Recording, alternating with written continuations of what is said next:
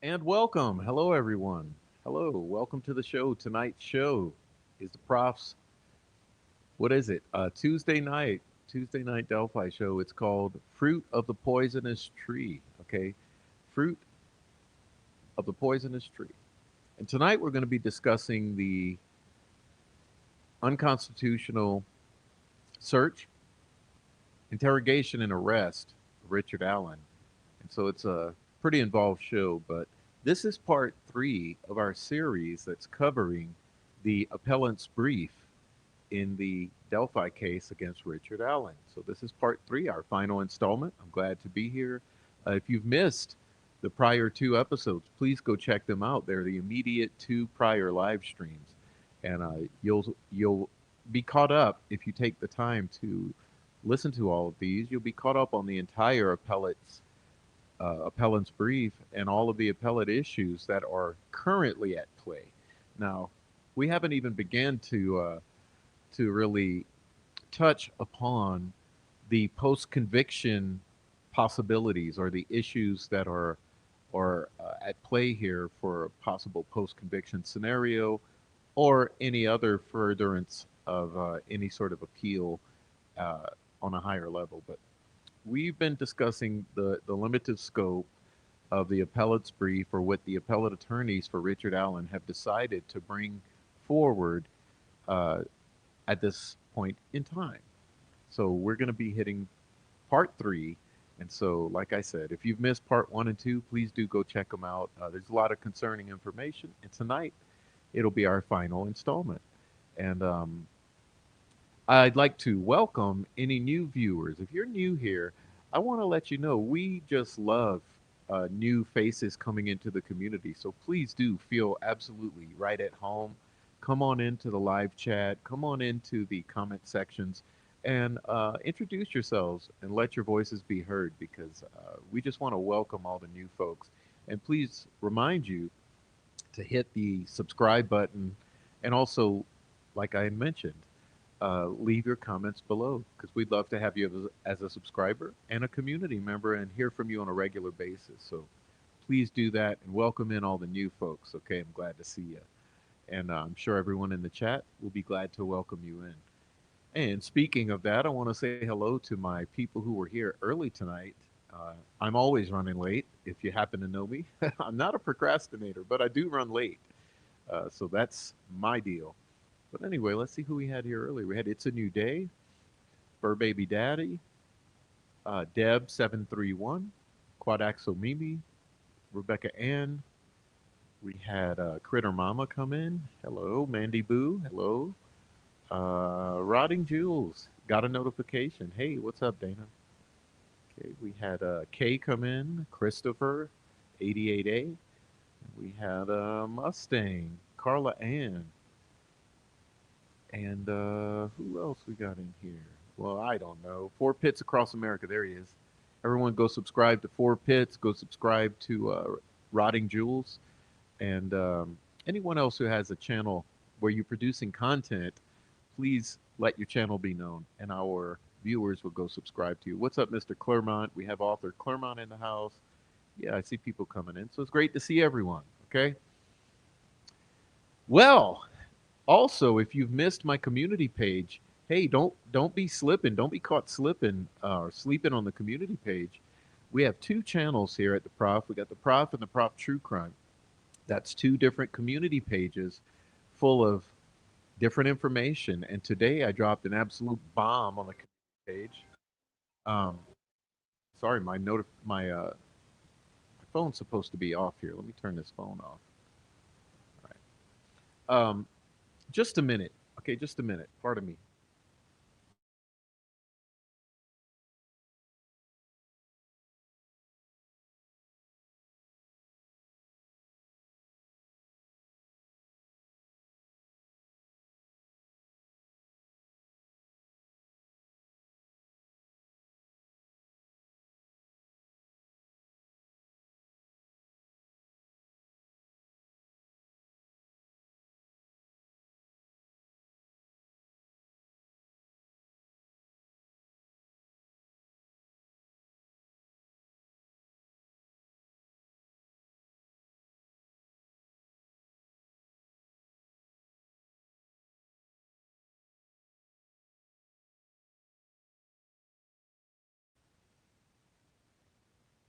All right, I apologize for that amateur hour. But people won't stop calling and texting. Please don't call or text during the show.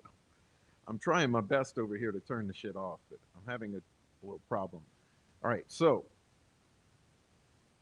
appellate issues. We're going to dive right in because we got a long way to go. Okay. But I wanted to draw your attention for, especially for new viewers, to the community pages. There's lots of important, relevant information, even going back 2+ years. So when you have the time, go explore my community pages and go on back in time. You're going to find a lot there. So that's a free community resource for you, okay? As well as all of our former content that's up on the channel, free for your viewing pleasure, okay? With that being said, I do love the support. So if you enjoy what you're seeing here, please subscribe and also support the channel over at Cash App. If you look at my link tree, which is posted at the top of the chat. You'll see all of my support pathways, and you can see Deb has provided it here. It's linktree at underscore the prof. Okay, so please go support the channel. I'd like to say that these three shows regarding the appellate issues for the case of Richard Allen uh, are courtesy of a couple of my donors, and you know who you are because I had a donor or two send in very nice contributions, and it is due to them and their support that. Sorry, looks like I'm having audio issues now. Jesus, man, hold on. Check, check,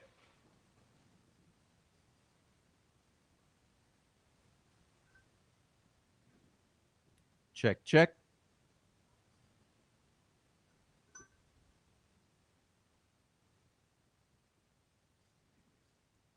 check, check, check,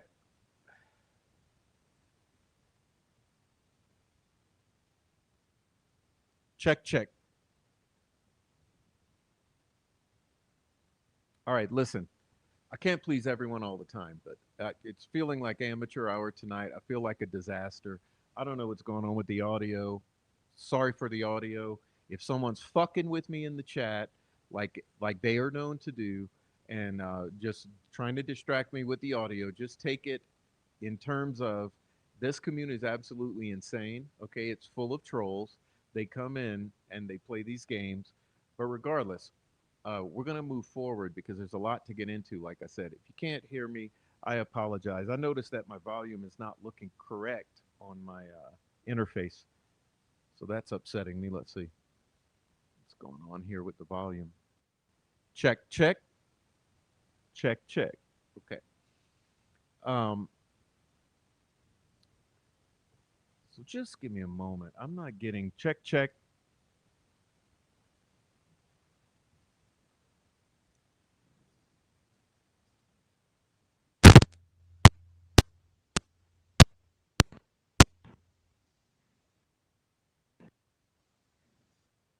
Check.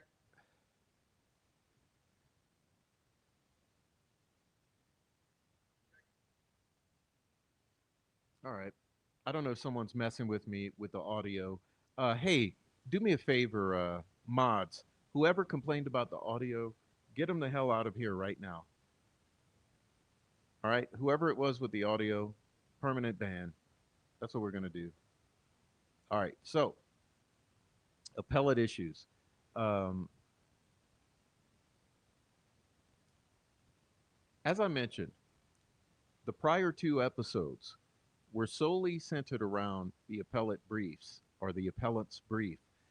We covered items 3 and then item 2, and tonight we're heading on to item 1, which is the uh, the omissions and straight up lies or deception by Tony Liggett in regard to the search warrant application or the PCA. So we're going to get that. Now, this is the appellant's brief here for those of you who are not sure on what you're looking at. Okay, appellant's brief. And I think we can jump ahead a few pages to our content here. Let's see, I think it's about here. Now you'll see here the top 3 issues, okay? Top 3 issues. We have whether the search of Allen's house was unconstitutional and the resulting evidence inadmissible because law enforcement omitted or altered key facts in the warrant application. That's our topic tonight. And the prior two are number 2 and 3 here, where you can see number 2 is about the false confessions or statements Allen made while gravely ill. And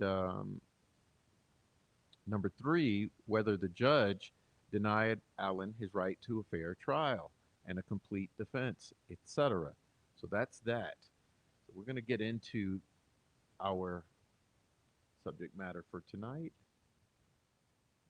Let's see. I think we're going to be, make sure I'm on the right page here. Yeah, there we go. Number 1, warrant. Okay, so this is our deal here. Check. Yeah, my audio still doesn't look right. Hold on a minute. Hold on a minute.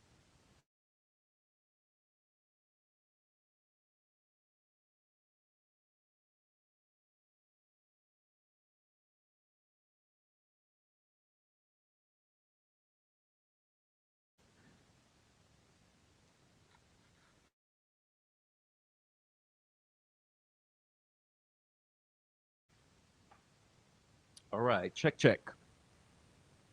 Well, our issue tonight, warrant, number 1 here. All right, so the Bridge Guy video on February 13th, 2017,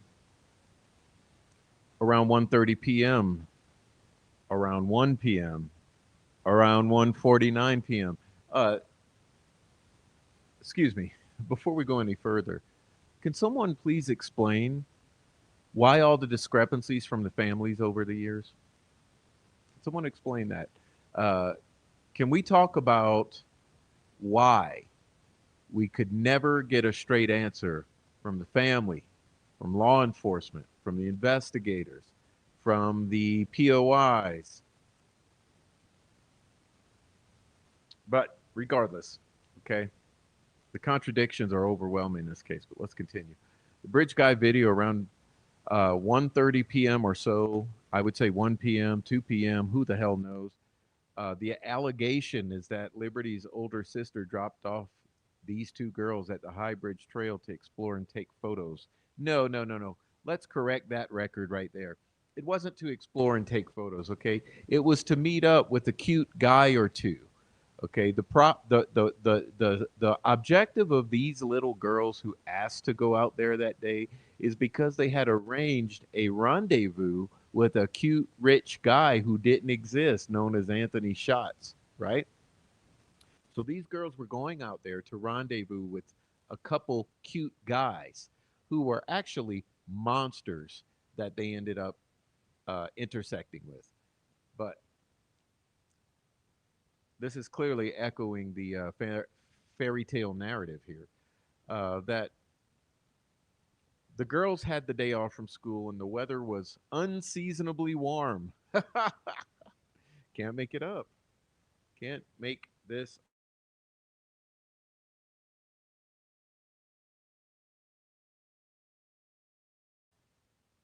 There's never a lacking of gaslighting in the Delphi sphere. When the girls failed to meet Liberty's father at a specified time and no one could reach them, Libby's family absolutely lost their shit. Now, that's another thing. They have our girls. Let's talk about that. Why do you think the family freaked out to the extent they did when those girls didn't show up? I have a suggestion. How about the fact that they knew that Libby had been mm, inappropriately communicating with some boys and that there was possibly some contentious stuff going on? And how about the fact that they had access to her iCloud? They possibly looked at the messaging and saw that she had intended to rendezvous with this Anthony Schatz character, and maybe the other girl did too. Maybe it was a double date or whatever. Maybe when they figured out that these girls were interacting with strangers on the internet through Kick or Plenty of Fish or Instagram or whoever, you know, maybe they knew those girls had been talking to questionable, mysterious internet figures, phantoms, catfishers, and maybe they freaked out the way that they did because they knew at that point in time that they were likely kidnapped by these monsters hiding behind fake accounts on the internet. Did that ever occur to anyone?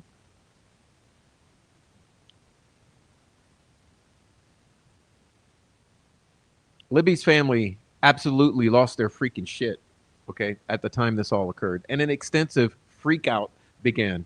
And remember, immediately, all of the volunteer firemen, okay, all of the police officers, all of the family members, everybody, there was the most immense, immediate mobilization of individuals from the community you could ever imagine. Okay, that that's food for thought. Okay, let that be food for thought. Now, the next claim is also somewhat of a conundrum because we know it's not legitimately authentic or reflective of reality, which is that the next day around noon, the girls were found. No, they weren't. They were found that morning murdered.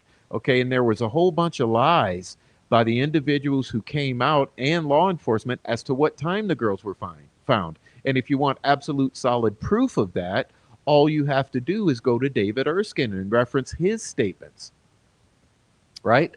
There's also this letter that I posted on my community page regarding Dustin Maggard finding the bodies. Okay. Now, is that true? Who knows? Because everyone's lied, right? The family's not been honest. The witnesses have not been honest. Law enforcement has not been honest. The searchers and rescuers have not been honest. No one's been honest in any of this. I mean, other than possibly the FBI at a couple points in time. So we don't even know who found the girls, when they were found, and all of this. So anytime you're reading this stuff, this is all based on the fairy tale narrative. Just keep that in mind. Okay, that's what we're actually looking at.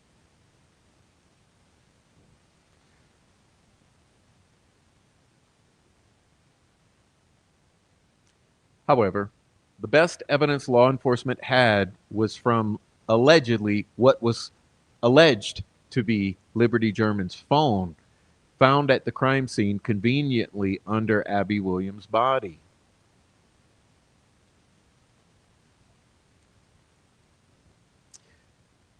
The hypothesis here is that Liberty German recorded a 43-second video showing Abby Williams walking across the bridge with someone, bridge guy, behind her. Law enforcement enhanced the video, yielded the following.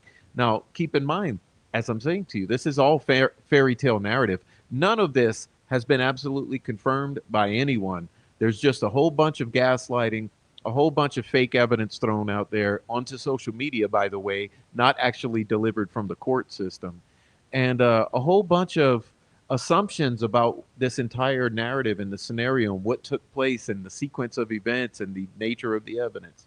Keep all that in mind. Okay.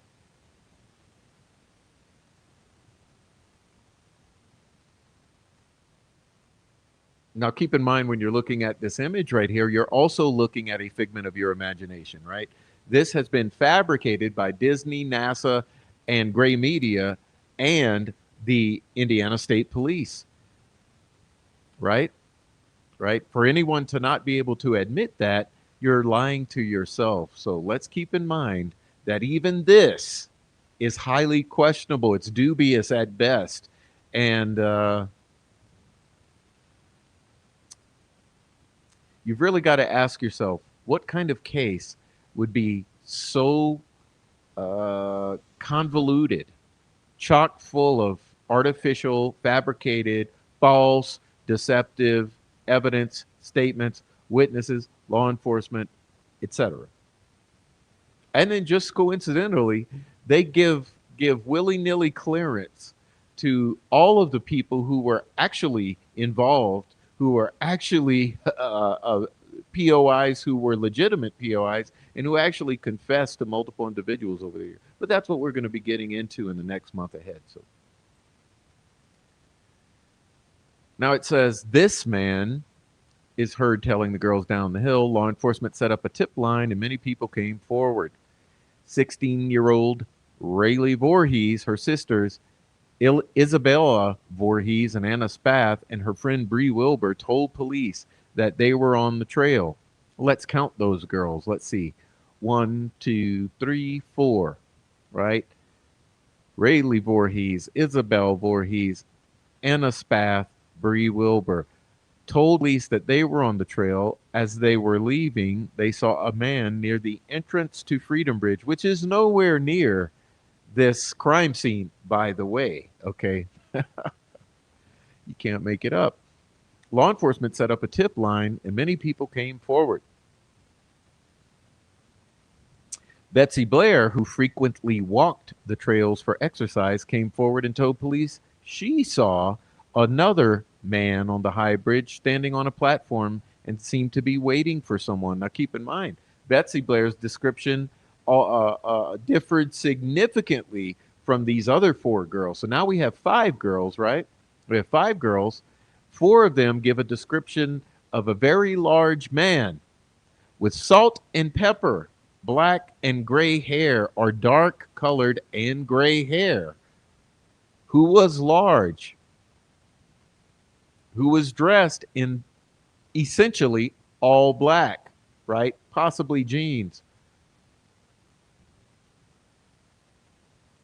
This differs significantly from Betsy Blair's description, which is a young man in his 20s who clearly does not have any gray hair on his head and who is not large and muscular and who also coincidentally has poofy hair and no head covering.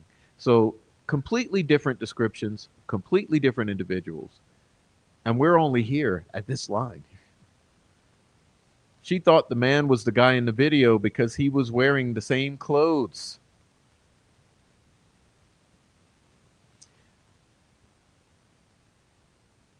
When she reached the bridge, she turned around and noticed two girls approaching.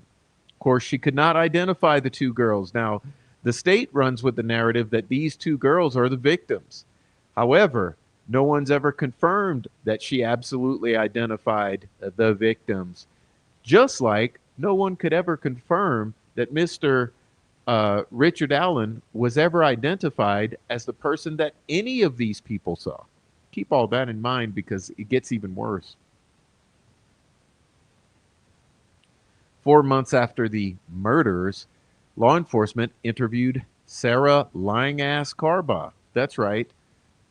She told police that on February 13th, now keep in mind this is 4 months later, while driving eastbound on County Road 300, she saw a man who was muddy and wearing a tan coat. Now let's go back to this image.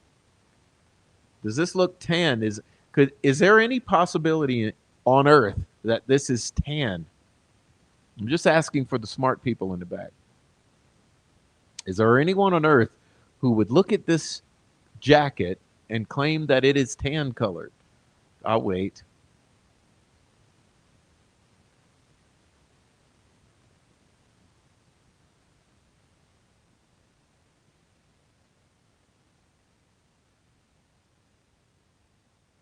Yeah, I didn't think so.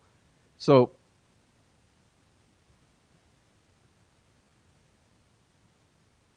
go back to this. Yeah, everyone noticed the tan coat and all the mud and blood, right? All right, let's move on.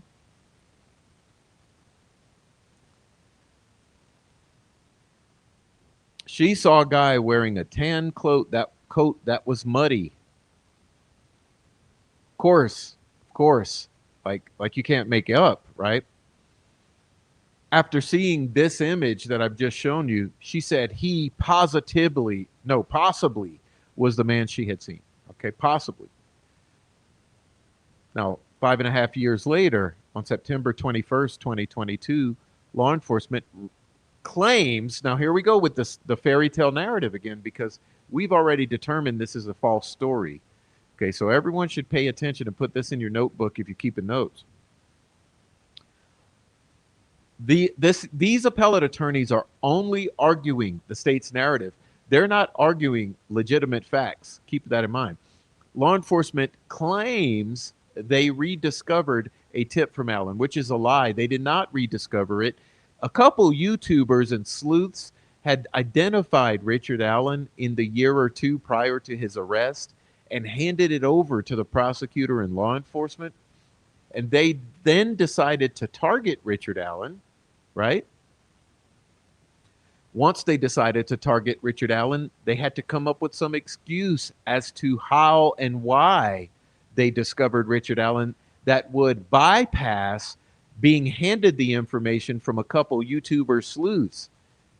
So the way they did that, they came up with a fairy tale scenario narrative, which is just say you found it in a drawer. Okay. So then they had someone say, oh, we just found it in a box in a drawer when we were moving shit around.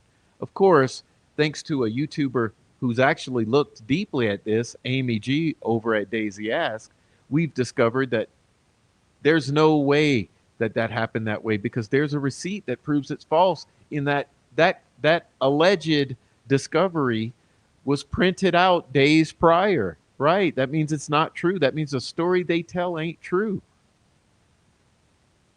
So there are multiple layers here because we've also had a couple different YouTubers and Facebook group moderators admit that they discovered and handed Richard Allen over to the Unified Command. That's right. So none of this makes sense. It's all lies. It's all lies on Delphi. Never forget it.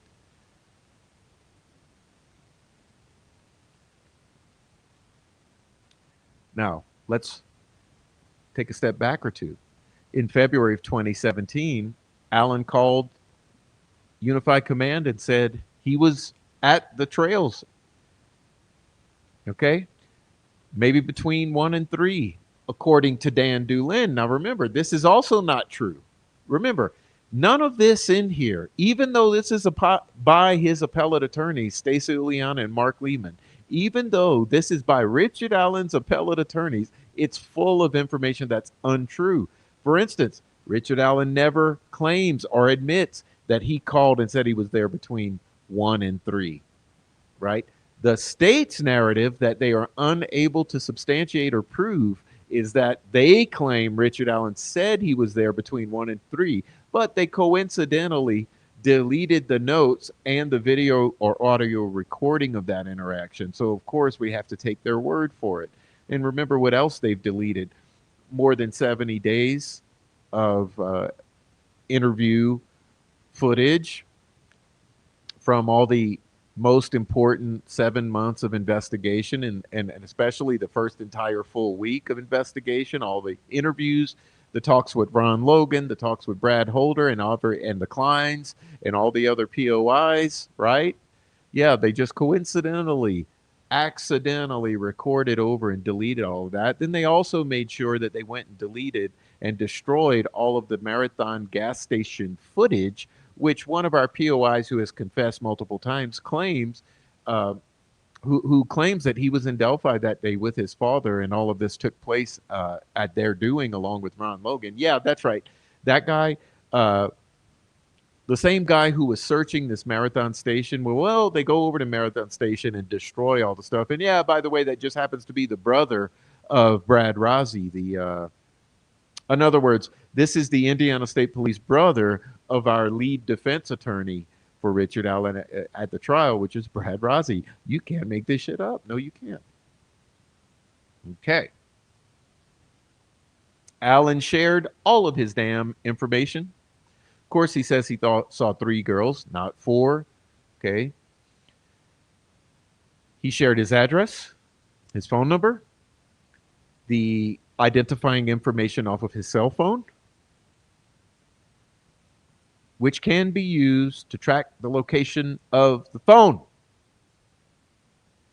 Where's the geofencing that was suppressed, by the way? Oh, that's a whole other question that no one wants to answer. Now, the corrupt lead investigators on this case immediately started investigating Richard Allen when they decided they had to win an election and could not lose control of this cover up to any kind of Mark Pinkert or FBI friendly individuals. Remember, they kicked the FBI off of this so that Keegan Klein in the Dropbox would not be tied to this entire crime. And if you're questioning that, you need to get the hell out of here because I know what I'm talking about. Okay. Now, they believe The man saw 4 girls, not 3. Yeah, they believed a lot of shit that wasn't true. Now keep in mind, as I've said on my little short I posted today, Alan lived in the same house, worked at the same CVS store as he did in 2017. Okay?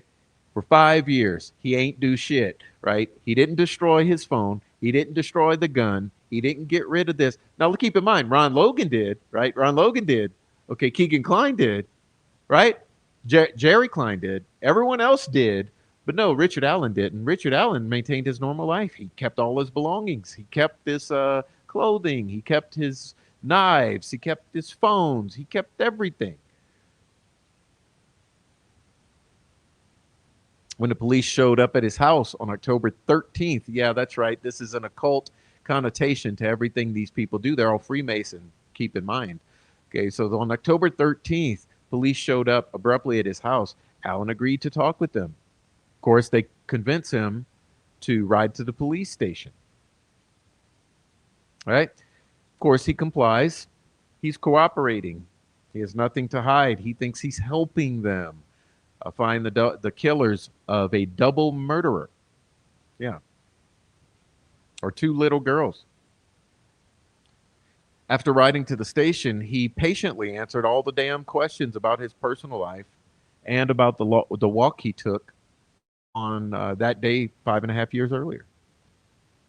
As he explained, after spending the morning with his mother, he remembered going home to get a jacket before going to the trails.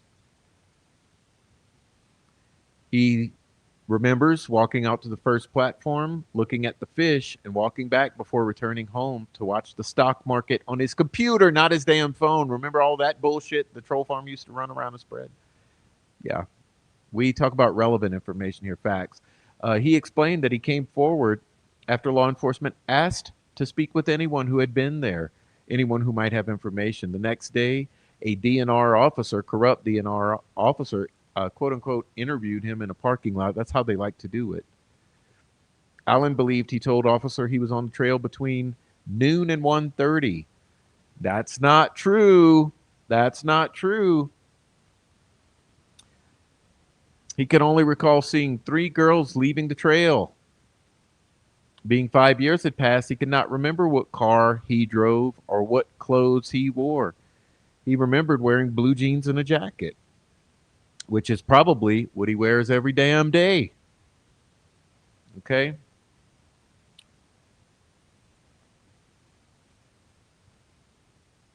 I want to bring your attention here. In February 2017, Allen said he was on the bridge between maybe 1 and 3. Now look at this. Allen believed he told the officer he was on the trail between noon and 1:30. Little conundrum there, is it not? Of course, everyone ignores all of the red flags in this case. Well, I should say all of the bloodlusty guilt or demons. Okay, the meth head, chomo, child trafficking, pedophile enabling, mentally deficient inbred fucks of Central Indiana who bloodlust over this case and harass, stalk, dox us, send shit to our homes, call our law enforcement dozens of times on us to try to have us swatted. Yeah, those people, they won't ignore things like that and say it never happened, that obviously Allen's lying. Of course, because why would a DNR officer, a police officer, or unified command ever lie? Although we have just countless examples of their outright lies, deception, and omissions. That's what we're going to handle now.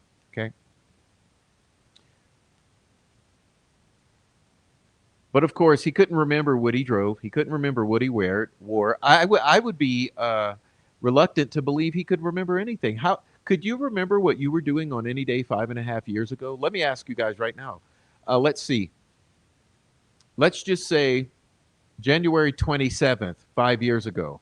What would that be? 2021. Question, guys, in the chat. Okay, because I know you guys in the chat are keeping it real. You're keeping it 100. Guys in the chat, can you guys remember what you were doing on this particular day? I'm going to tell you the day right now. Ready? Sorry. Let me get an annoying sound effect going. Let's do a drum roll.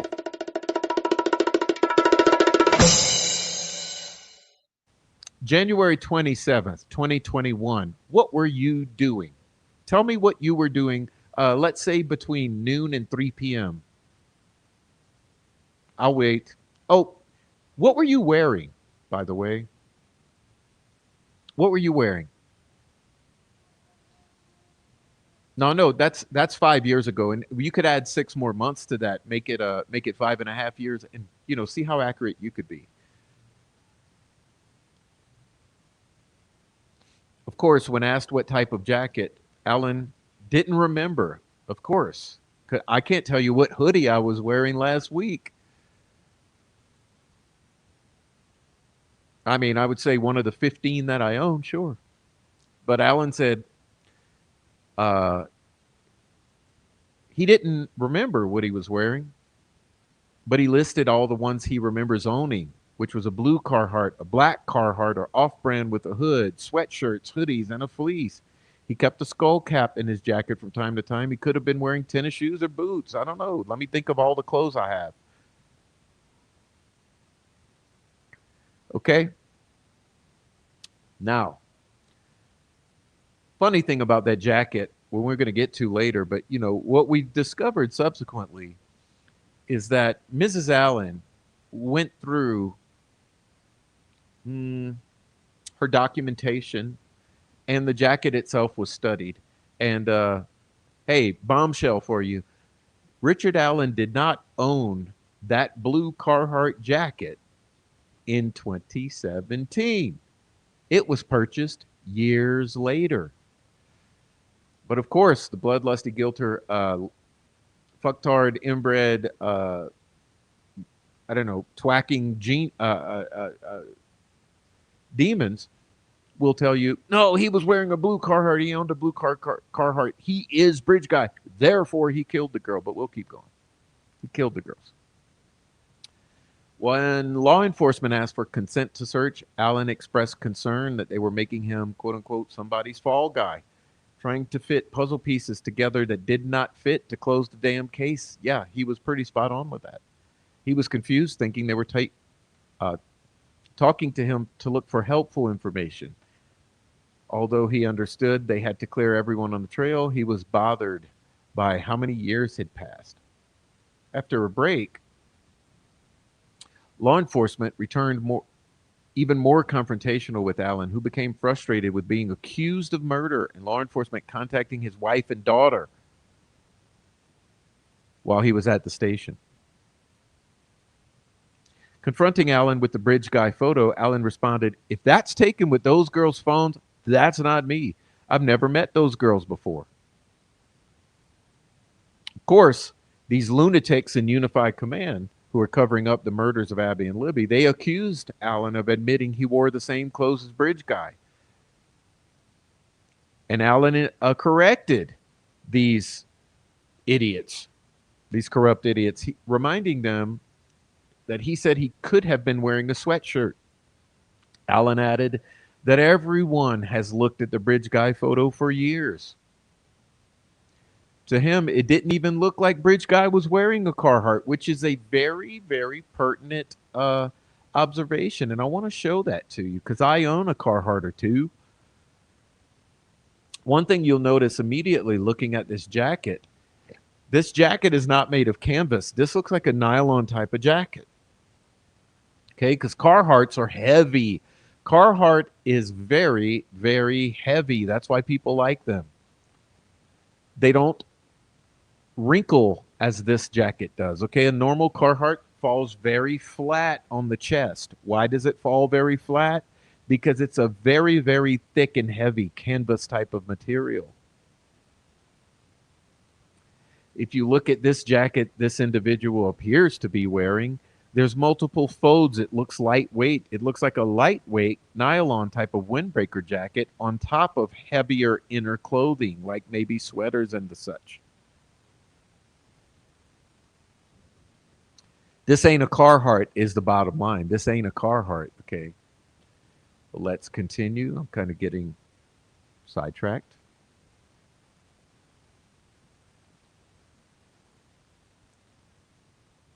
Finally, when law enforcement accused him of either being out there to kill the girls or to introduce them to someone like Kagan Klein or Tony Klein or Ron Logan, Allen said, "Good luck finding anything that points to that." Well, despite Allen repeatedly telling law enforcement, "Arrest me or take me home," they would not stop. Just like they would not stop, or just like Holman would not stop with Kyle Fortson.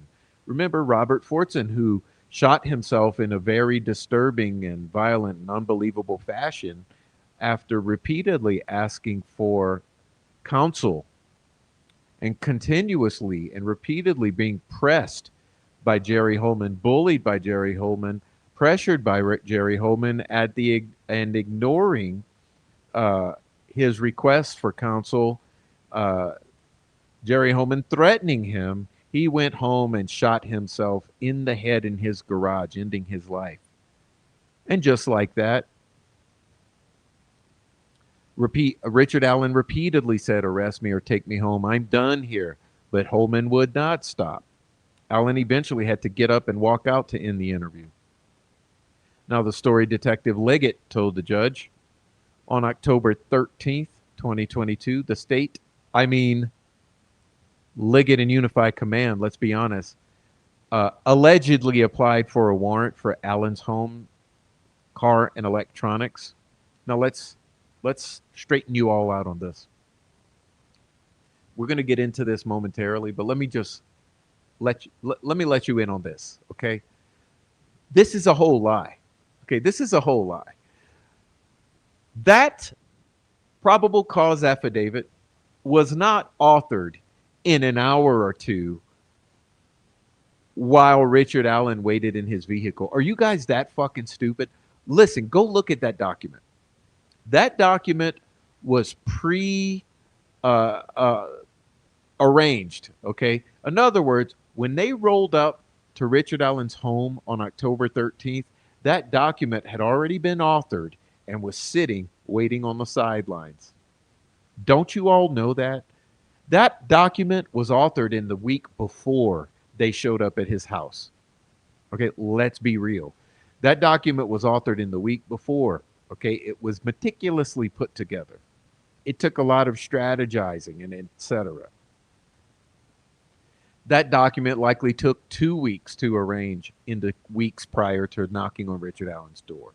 And what they did, they went in hoping to not have to utilize that document. They were hoping to get permission. Okay, but he denied that permission.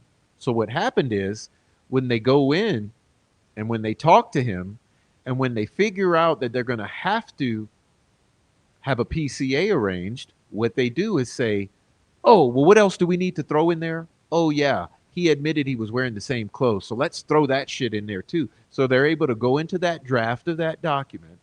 In other words, the PCA is already authored, like I said. They went into the draft. All they had to do was edit that draft by inserting a paragraph or two and whatever they needed to beef it up a little more, which at the time appears to be that he was wearing similar clothing. They stick that in there, right? They get it finalized. They hit print, send it to the judge. The judge signs it. Then they say, boom, we got it. Then they start the search. That's how that actually happened. So anyone believing that an entire PCA was drawn up in a matter of hours on the 13th of October, you're actually smoking crack. You're probably from Indiana. You know, you're probably a crackhead from Indiana who's inbred a little, got a little brain damage. The neurons don't fire right. Probably were abused in the growing up. Okay, that's how this works in Indiana. And all you bloodlusty demons, you believe that that's actually the way it played out. It means you don't know what you're talking about. Okay, because what actually happened is they had that PCA already drawn up the moment or the day before they decided to go show up at his door.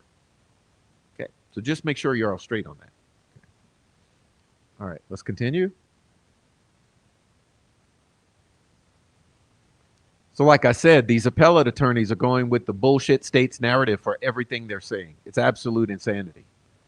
What they say is the state applied for a warrant on October 13th. In Detective Leggett's probable cause affidavit, he concluded that, well, I should say he falsely concluded that Allen is the last individual to have contact with Liberty and Abigail. Of course, there's no proof or evidence of that. That's all an assumption, a deception. And Allen is the individual depicted on the Monin High Bridge from the video taken from Liberty's phone. Another bold assumption, deception. Okay? He alleged, there was no reason, that Allen admitted he was wearing a blue jacket and head covering like Bridge Guy and was on the bridge or trail around the same time of the abduction. And witnesses, meaning the 4 girls who did not witness anyone resembling anything near Richard Allen. Remember, look, for you guys who are kind of stupid, remember, Richard Allen did not have gray hair in 2017. He did not have poofy hair in 2017. He was not tall and muscular and in all black in 2017. If anything, they would have described a short man, because any of you who've ever seen Richard Allen in person, and I know about 5 people who've stood within feet of him, they say, Prof, the first thing you would say to go and describe Richard Allen is, he's a short, tiny little guy. Okay.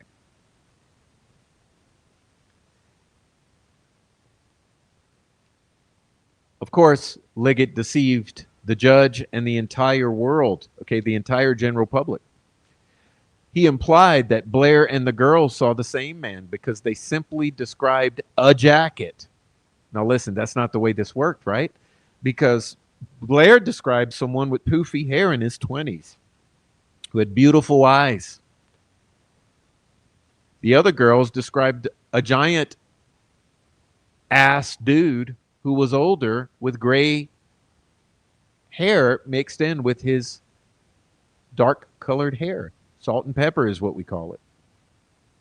Liggett concluded that Allen drove his black 2016 Ford Focus and parked at the old CPS lot. Of course, we know that's bullshit too, because when you listen to Allen described as to where he parked, it's nowhere near the CPS building.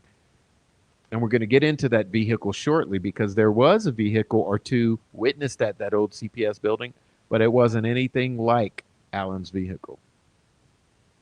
Detective Liggett concluded that Allen drove his 2016 Ford Focus parked at the CPS lot. He claimed that the witnesses, Blair and Wilson, saw a car backed into a parking spot. Of course, Wilson felt the driver was trying to conceal the license plate.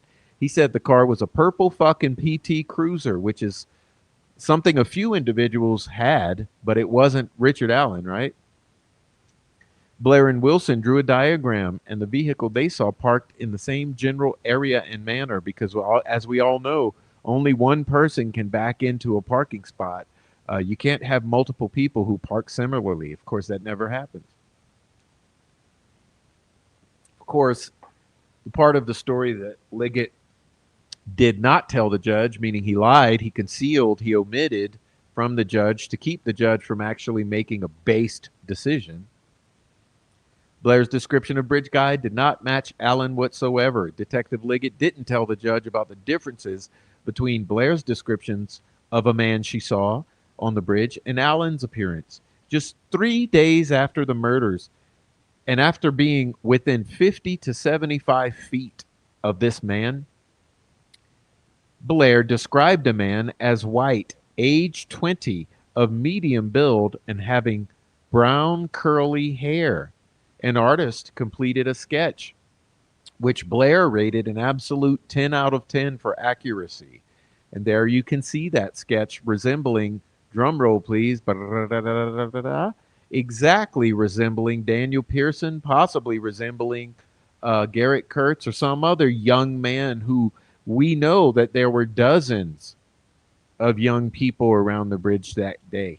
Of course, Liggett says it never happened. In 2019, Liggett personally interviewed Blair, who again described this man as slender, youthful, beautiful, boyish looking, in his 20s, maybe early 30s, absolutely no facial hair, with poofy, curly hair, just like the sketch portrayed, which she still gave in 2019 a 9 out of 10, which means 90 percentile of accuracy. 90th percentile. Does this look like Richard Allen to you?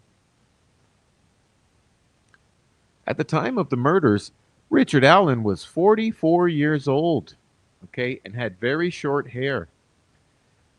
Blair's description of the oddly parked car did not match Allen's car, and this is another red flag. Of course, nothing of Blair's matches anything of Allen's, which is the way you all should be saying it.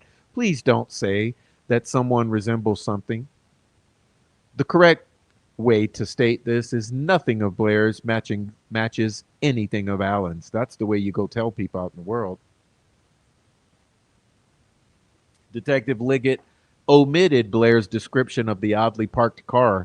Of course, he completely omitted it, completely omitted the evidence she gave or the sketching and her uh, verbal description. She described it as a 1965 Ford Comet with sharper angles. And we've determined there's no Ford Comets, they're Mercury Comets. 1965 Comets do absolutely have sharper angles, very similar to her sketch. Below is her sketch of the car in yellow on the right. And as you see, this is Richard Allen's 2016 Ford Focus on the left. If you take a close look at the car on the right, look at that general profile sketched by Betsy Blair. It does absolutely resemble a 1965 Mercury Comet, which is a vehicle similar to a vehicle her father owned, which she would therefore very well know. Blair also said that this particular sharp angled having 1965 Comet looking vehicle that was similar to a car her father owned was not black, but nondescript. Okay, not black. Now take a look at the photo. Does Richard Allen's vehicle appear to be black or not black? If you were to describe Richard Allen's vehicle, would you describe it as black or not black? Uh, Maybe I should ask it this way. Hey, ladies and gentlemen, if you were to describe Richard Allen's vehicle, would you ever describe it as not black? Question for you critical thinkers. Not black. Is that this? All right. Blair did not believe that the man she saw on the bridge was the same that Sarah Carba saw walking down the road. Detective Liggett intentionally omitted the fact that Blair told him the man Sarah Carba described walking down the road is not the same man she saw on the bridge.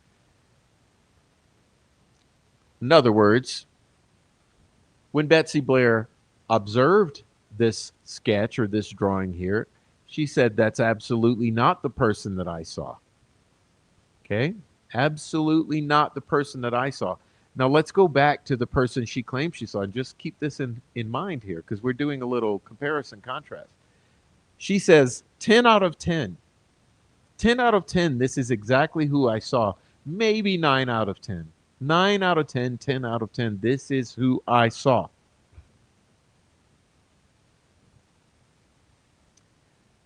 Absolutely not who I saw. Okay, this is Betsy Blair.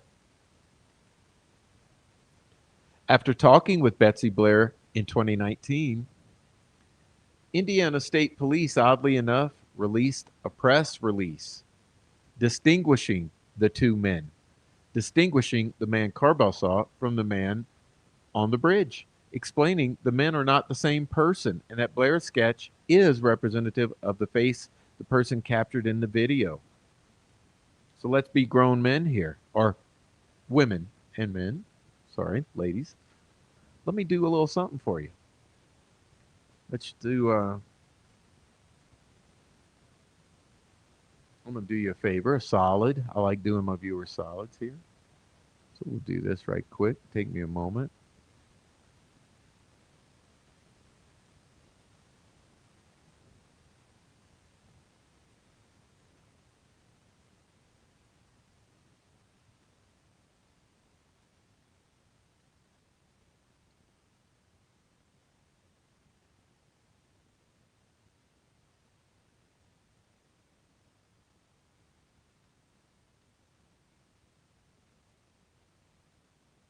Let's get to it. Where did I put that thing?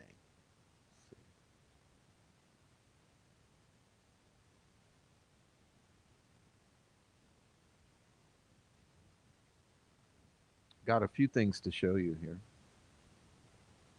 Take a look at this here. This is from Indiana State Police. It's a legitimate press release directly from the Indiana State Police Multi-Agency Task Force. As you see, it was released on April 24th, 2019. It says Multi-Agency Task Force clarifies points about the Delphi murder suspect sketches for immediate release. Multi-Agency Task Force clarifies points. In the early days and months of the Delphi murders investigation, information was developed about a suspect description. It was initially believed the sketch that has been public for the last 2 years of a person in the age range of 40s to 50s. Remember, that means this one. Okay, this one. It was believed that this person was a person of interest. Now, as the investigation has quote unquote matured and past information has quote unquote been reassessed, it is the quote unquote belief of investigators with the multi agency task force that the person depicted in the sketch released on April 22nd more accurately represents the person wanted for the murders of Abigail Williams and Liberty German. Let's take a look at that sketch again. That's right, this one. Furthermore, it is important to distinguish these points about the two sketches. Now, pay attention close here, especially for those in the back who are from Indiana who smoke meth, traffic the children, have cousins they are sexually active with, and all of the above. Okay, you guys, the troll farm, bloodlusting, methed out demons, crack smoking trolls. It's important to distinguish this about the two sketches from ISP. They are not the same person. Yes, that word underline is not. The person depicted in the originally released old guy sketch is not presently a person of interest. The sketch released on April 22nd, the young guy sketch, is representative of the face of the person captured in the video. How odd is that, right? In the video is the face of the person captured. Again, let's look at that face. This is supposed to be the face in the video? How bizarre. How bizarre is that? This is the face in the video? Don't make sense. This is the face of the person captured in the video on Liberty German's cell phone as he was walking on the high bridge. The person in the sketch released April 22nd is described as having a youthful appearance, but could fall in the age range from 20s to late 30s. Does that say 40s or 50s? The person's appearance could look different from today if he has grown a mustache, a beard, or let his hair grow longer, or cut his hair shorter than depicted in the sketch. Let me do you another little solid. I got a couple other goodies up my sleeve here. Let's see. It's going to take me a moment because, I'm not the best at preparing. Like I said, I run late. Let me show you guys a few things. First of all, there's this. There's this. Let's see.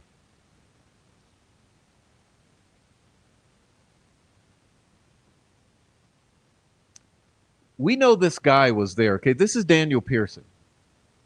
We know Daniel Pearson was there at around the time, right? Take a close look at the eyes, nose, and mouth. Okay, firstly.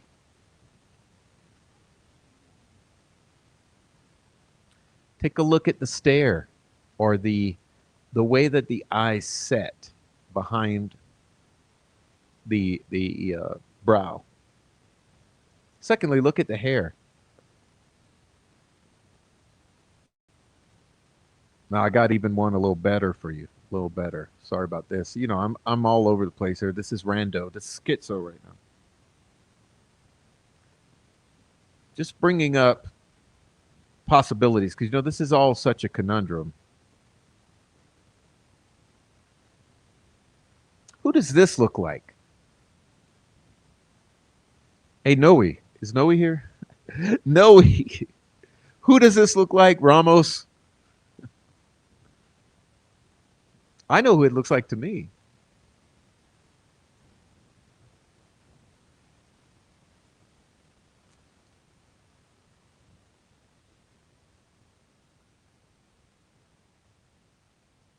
All right, let me continue.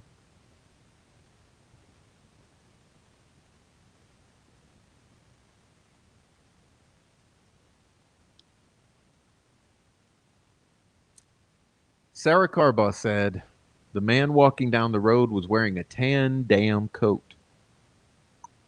Detective Liggett also made false statements in the affidavit. That's right, false statement. That means lies. Let me interpret it for the meth head, twacked out rednecks of Central Indiana. Lies. False. What is a false statement? Is that a lie or not? What is a lie? Is a lie a false statement? Is a false statement a lie? Detective Liggett also lied in the affidavit. He claimed that an interview was done of Sarah Carbaugh, and she stated she saw a man wearing a blue-colored coat and was muddy and bloody. Sarah Carbaugh did not describe the man as bloody, only muddy. She said he was wearing a tan jacket.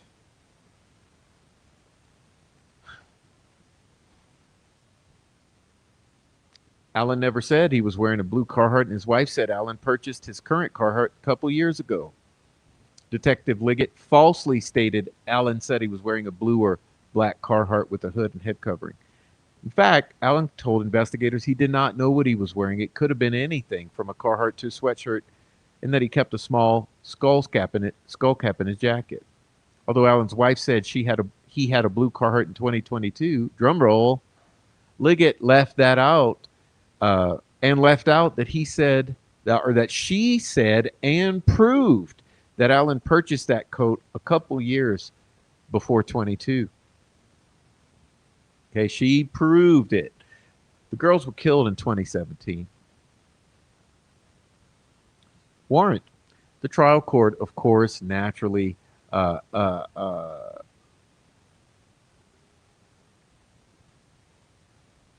not unexpectedly issued the warrant.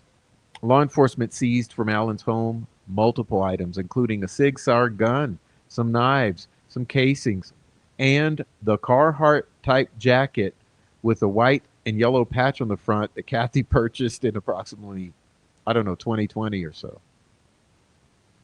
These items featured prominently during Allen's trial. Yeah, they were used. Remember, I always say the deck was stacked. The deck was stacked against him because this was a railroading. Now, Allen denies the bullet is his. He denies he was bridge guy, and he denies he had anything to do with the murders.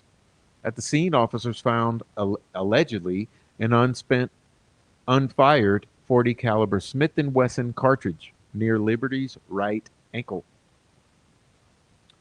When ISP analyst Melissa Oberg cycled the 6 cartridges through Allen's gun, she did not find any marks. That's right. So this round was only cycled, never fired. When she repeated that action, she did not find any marks that could match the marks on the cycled round that she would cycle to the one found at the scene. She could not match them. Thus, she could not establish a link between Allen's gun and the unspent round that was found at the scene. But she had the great wise idea to fire cartridges through Allen's gun. She then compared those markings on these fired or spent cartridges to the markings on this unspent ejected round that was at the scene, and just ridiculously concluded that Allen's gun was the source of some of the markings on the unspent cartridge at the murder scene. You cannot make a bit of this up. Of course, with this in hand,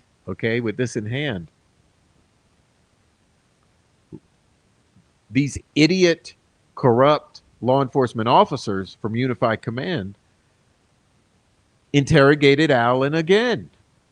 For about an hour and a half, Detective Holman accused Allen of killing Abby and Libby over and over and over and over.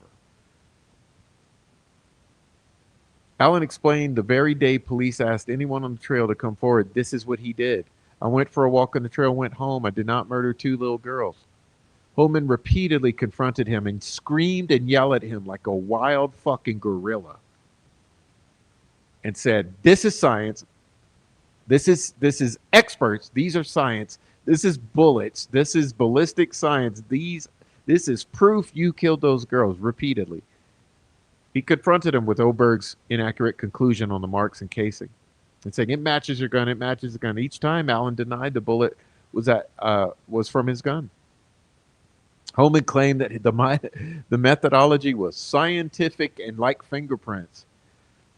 Of course, exhausted and frustrated by Holman's relentless accusations and screaming and yelling and bullying, like stomping around like a wild fucking silverback gorilla, and all of these accusations that he murdered two little girls. Of course, he told him he couldn't happen because he doesn't know how am I supposed to answer that. He did not know how the round got between the girls or how they died. He said, I did not murder two little girls. Despite Holman's lying straight up. Oh, you notice a pattern here? Wait, didn't Liggett lie? Didn't Liggett lie in that PCA? Yes, he did. That's called making false statements, lying. Despite Holman repeatedly lying about experts identifying Allen and his voice on the video, Allen continued to deny. Holman tried a different lie, saying 5 witnesses saw him with Libby and Abby. That's right. He said 5 witnesses saw you with Libby and Abby and a gun. Again, Allen said, it did not happen. I don't care how stressed out I get. I'm not going to admit something I had nothing to do with.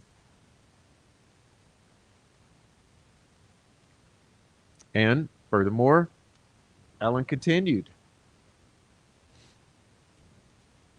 He even used his depression against him, claiming it was because of his depression that he killed these 2 little girls. He even used his wife as a weapon against him, or a tool of interrogation.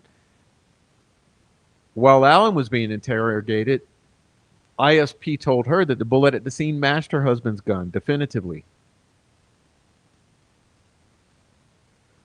When they brought her in, well, they also told her by the way, we know what they told her. Okay, let's be honest here. They told her sexual things when they pulled her aside. Okay, they brought up some sexual things, made her feel real shitty and uncomfortable, and lied to her about the evidence against her husband. They did a whole 9 yards of Kathy Allen. Then they drug her back in to see Rick. Well, he hugged her and said, it's going to be all right. Then they baited him by leaving him together in the room with the recording running, because that's how they do shit. You know, that's a trap. It's just like the phone calls in Westville. This is all a trap. It's a system set up to entrap individuals. She asked how this bullet got at the scene and repeated what she was told. He said, I'm not going to say something I did not do, and I can't explain something I don't understand, which is an absolutely understandable statement to make. That would be logical, that you'd expect someone in this situation to say, how am I supposed to explain what I don't understand? I know that no bullet from my gun was connected with the murder in any way, shape, or form, he said. Of course, the Indiana State Police lied to Kathy Allen, telling her that witnesses or a witness identified Rick at the trails. That was a lie. Allen assured her they're not going to get away with this and told her, I'm sorry you're having to hurt. I'm so sorry I'm having to go through it.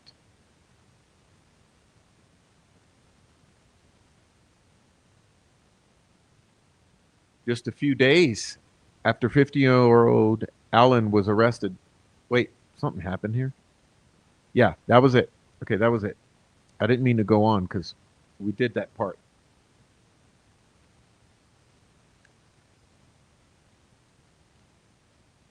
So let's go back.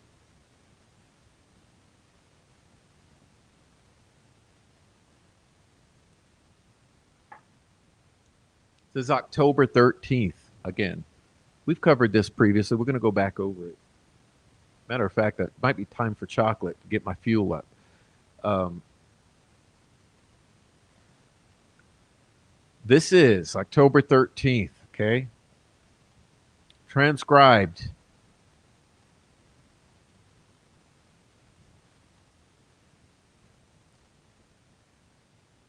I want to show you this because a thought occurred to me. A thought occurred to me the other day that there's a typo here. And I'm not sure if there is because, of course, we don't have this footage, but we need it. Everybody out there, could you all do me a favor? FOIA this, please. FOIA this footage. Someone FOIA this footage. Let's fact check this transcription. Because look at this. You see here, October 13th, arrival at 1967 Whiteman Drive, right? Where you have Steve Mullen, Tony Liggett. Now look at this. Okay. In other words, we're here. Okay. Let's go. Get started. Mum's the word in case he's got cameras, is what Tony Liggett says. Mum's so they pull up. Okay. Mum's the word in case he got cameras. Okay. You might think it's a good thing to stay here. I could come back and get it. Okay. And I thought, you know what? I think that's a typo. I think line number 8 should say, come back and get him. Come back and get him. Get him. Get him. Him. So what I'm saying here, imagine this scenario. These two cops, Liggett and Mullins, they're pulling up. They're going to try to get permission to search his house because they don't want to give up this PCA that they've authored for the 2 weeks before, like I said. They don't want him to be real-time monitoring the cameras, and they don't want him to hear any of the chatter outside the door. So when they pull up, Liggett says, "Mum's the word in case he's got cameras." And Mullen says, okay. Then he says, he might think it's a good thing to stay here. In other words, he might not want to come with us voluntarily to go be interrogated, right? He might not want to come here voluntarily. He might not want to come with us to the station or the interview room to be interrogated. He might think it's a good thing to stay here at home. I can come back and get him. That's what I think is being said here. I can come back and get him. In other words, I'll arrest him. So I think that the intention here, in other words, what I'm getting at, think about this. What do cops want to do in these instances? They want to do the least possible action on their part, right? They want everything to be compliance. They want everything to be voluntary. Okay. So they never wanted to have to apply for a search warrant. They wanted the permission, right? They never wanted to arrest him to get him interviewed or interrogated, right? They wanted him to voluntarily come in for the interviews. So that's what I'm getting at is when I'm looking at this sets the ball rolling. And I'm thinking, you know what? They were hoping for the best. So they were hoping for full compliance, that he would comply with the search warrant. He would comply with coming on in for questioning. But their backup plan was that if he fails to comply, what we're going to do is we're going to come with the search warrant and serve it anyway. And we're going to come with an arrest warrant. You know, so first of all, if they had to come, they would come search warrant, arrest warrant, search warrant, arrest warrant. That's how far they were willing to go, but they were hoping to not have to. And I think this is what's indicated by these lines 1 through 9 here. Mom's the word in case he's got cameras. He might think it's a good idea, a good thing to stay here. I can come back and get him. Don't worry.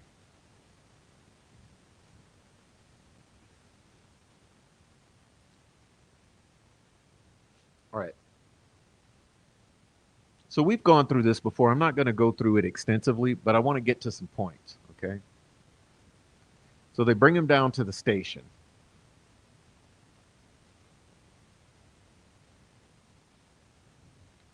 We're going to get to that.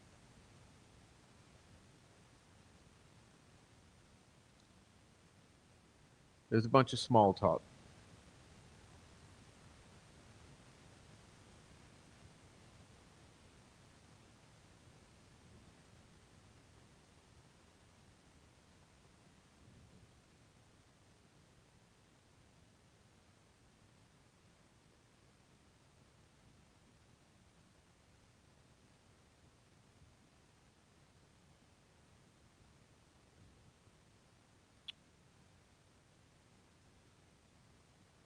He says, now, initially you talked to Dan Doolin. You said you were there between 1:30 and 3:30, and that you parked at the old Farm Bureau building. And while at Freedom Bridge, you saw three females.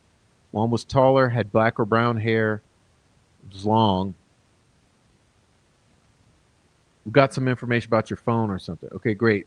So let me understand everything. I want to make sure that we kind of get some information from you.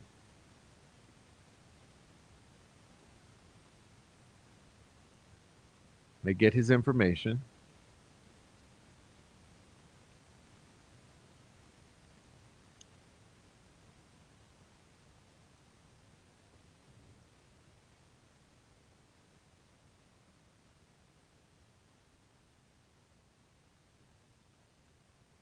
So he says,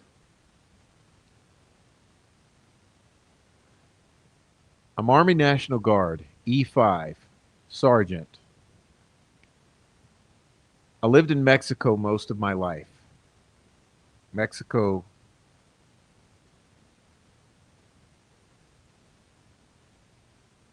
It was Mexico, but it was Peru where I was in the National Guard. Okay.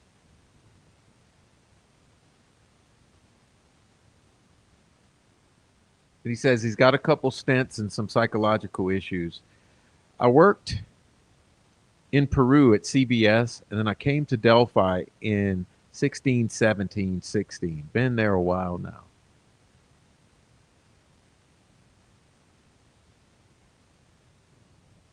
He says, I was actually a store manager at one point with Walmart, chose to leave the company and do something different.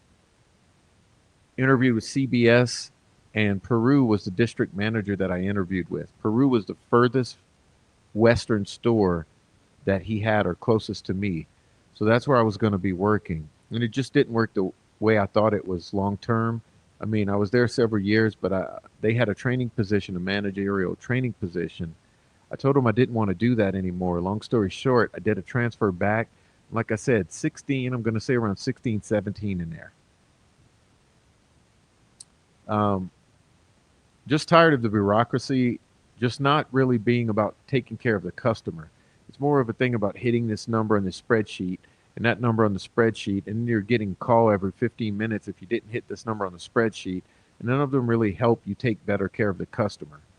I mean, you're spending your time managing scorecards, and I had enough of it.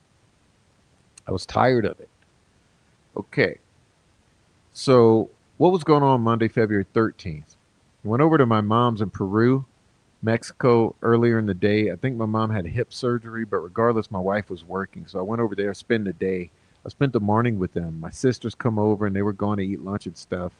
So I went home. I remember it was a fairly warm day, or warmer than normal. So I just put a jacket on, went back to the trails. Usually when we go walk down High Bridge and walk back, walk down the other side and come back. I mean, it wasn't a ritual, but I remember walking down to the bridge. I left my mom's probably around 11, 11:15. So I think I would have been out there because I didn't do anything else. I would have been around there around noon, I thought is when I was out there. Walked down the High Bridge, went out just a little ways, not all the way, went out a little ways and watched the fish to see if I seen any fish down there because I like fishing. And I walked back. When you go around and go down the other fork, there's a bench that overlooks and sits there for a few minutes. And I walked down, walked back and out and left. Okay. Where would you have parked your car? The big parking lot wasn't there at the time. Which one? Like where the bridge is. I don't think it was there. So if you went over behind, there's a back road. And if you went up, there was a bridge, not the main bridge. There was a smaller bridge where you could park there. Or you could walk over on the other side. And I remember I didn't park over there where it's a farmer's entrance or something. I remember I didn't park there because I had told him something about where there were a couple vehicles there when I left. So I parked either on the bridge side or there used to be a little building there. I could have parked there. There was a trail until they got the whole thing done. Okay? So when you're walking, you're talking about the big blue bridge, that Freedom Bridge that goes over the highway. Well, that's the big blue bridge. But before that, there was, if you're going out of town, you would take the road, I think, is where the park is. It veers off. There's a Y. There's a road off. The first road you come to, I don't think it's the first road, but there's a road that takes off to the right, and there's houses, and it just kind of turns into a lane, and there's a small bridge up there. I mean, I think it's still there.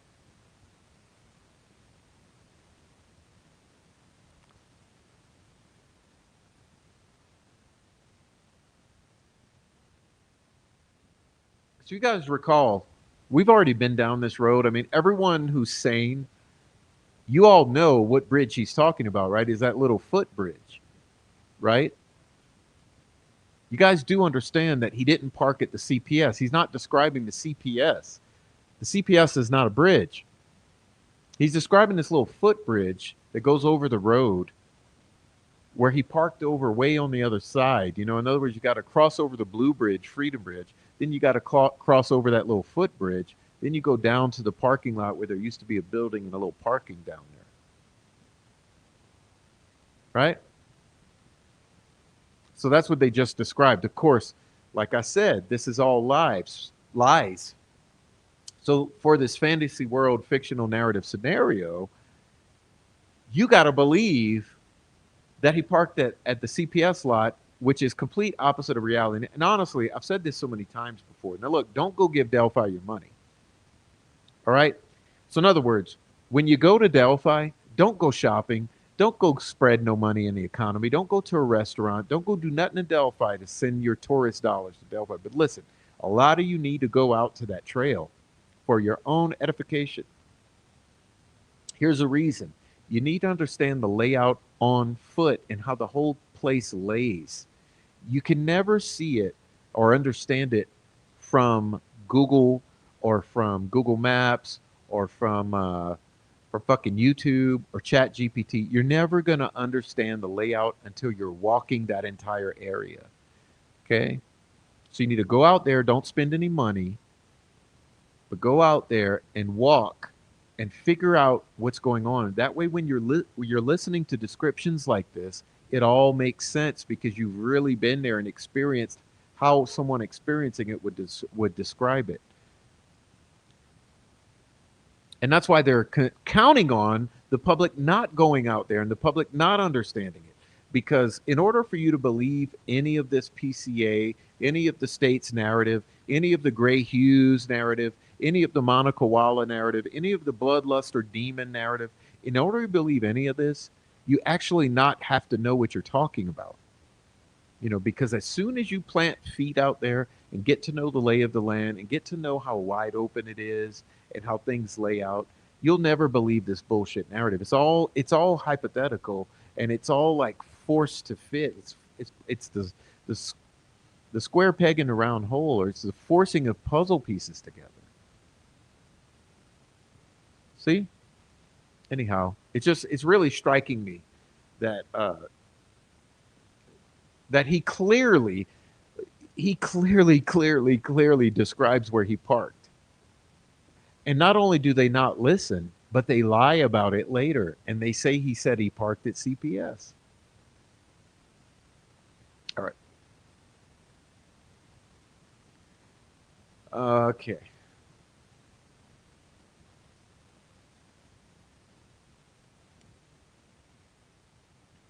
So they confuse him with a map. Okay, they show him a map. It confuses him. You know, they throw a map in his face, and honestly, I think that with the stress of the moment, what I see in the video It's almost like he's disoriented and like he's not good at maps. So to me, all of the map looking is irrelevant. He's confused. What's relevant is his description of it because it matches exactly what we know we're talking about. All right. So we're going to move through this and get to some other stuff, okay?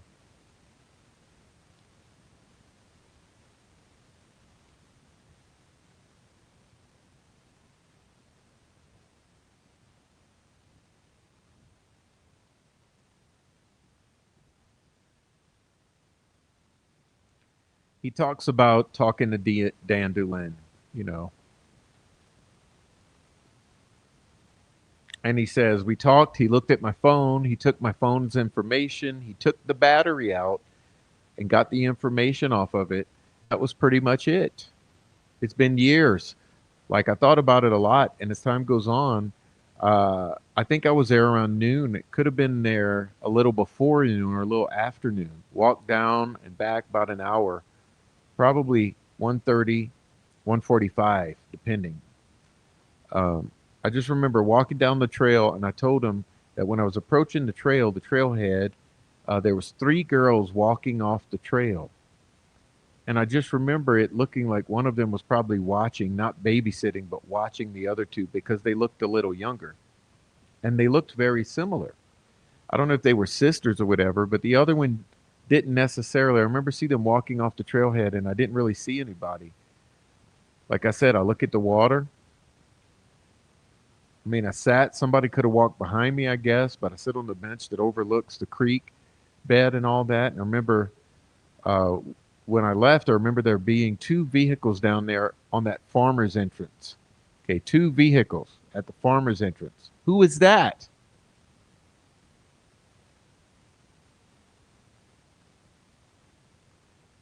That's the Mears lot. That's the Mears lot. So let's say about 1:30, 1:45, maybe even 2. Let's say between 1:30 and 2. Who are the two vehicles at the Mears lot? All right. I'm going to skip ahead some crap. Okay. I'm going to skip. Uh-huh.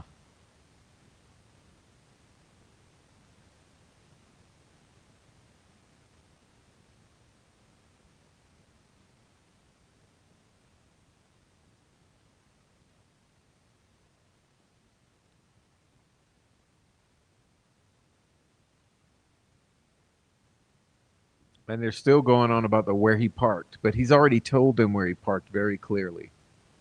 All right, so let's see. And it's not the CPS building. All right, so now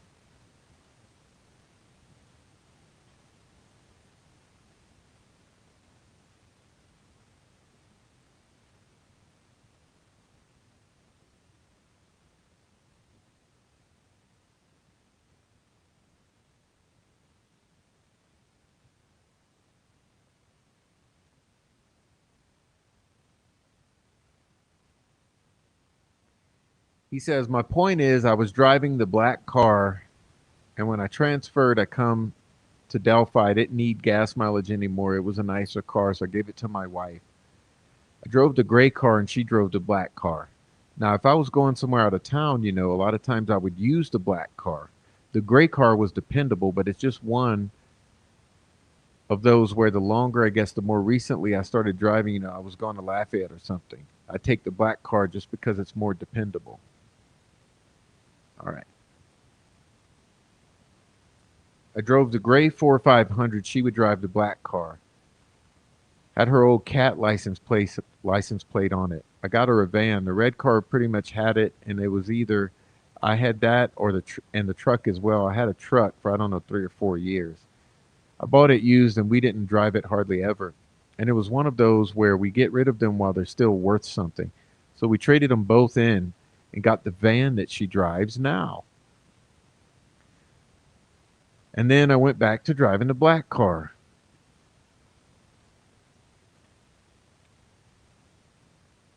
Would you have planned to drive the black car because that was a trip out of town? During that time, it was still, the gray car was still like, it was not like it's junk, but uh, it was a 2006. But I just say in the last, 3 or 4 years, it's not that the car didn't run well. It's just one of those where it's old enough that, you don't want to get over somewhere, especially because if I'm driving it because she's at work and I don't want to end up having or getting stranded somewhere. That's why I don't know which. It was either the gray or the black car. Could have been the black one. It could have been the gray one. Okay. Now he says,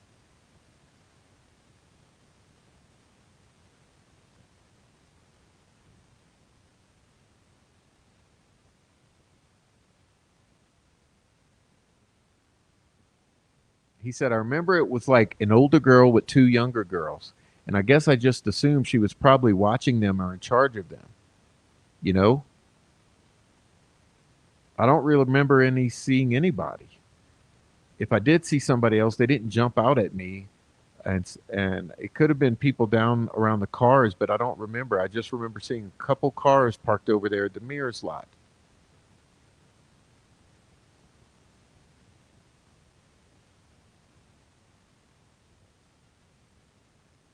Um, like a sedan and an SUV, a sedan and an SUV.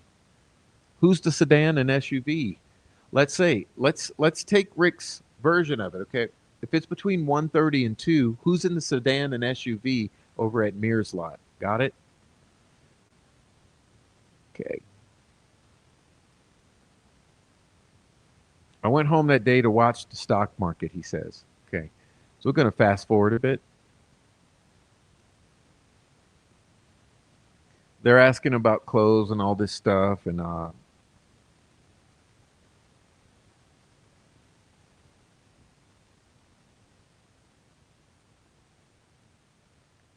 let me find where I'm looking for.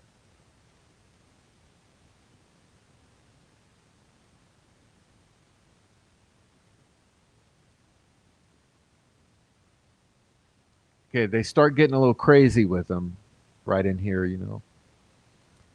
Uh, starts to escalate. Let's see.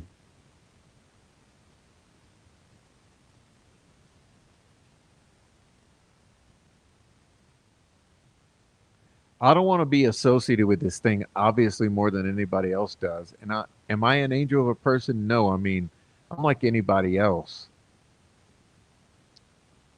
I don't want you looking at every website I visited. So I think I'll talk to my wife, and if she's cool with it, um, and he says, Detective Tony Liggett leaves, right? And then they get into, he comes back, and they say,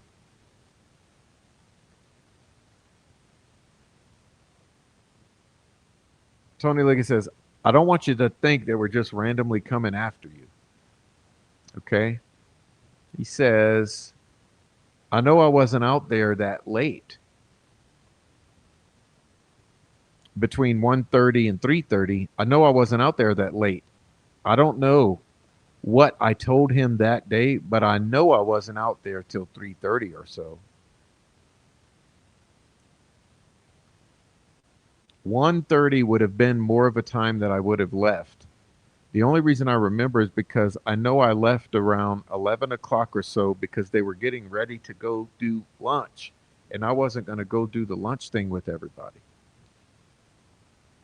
So here's another question for actual fucking investigators. Are you telling me that you cannot pull up all the ring camera footage, all of the CCTV footage in a 5 mile radius? You can't figure when Rick Allen left his mother's house?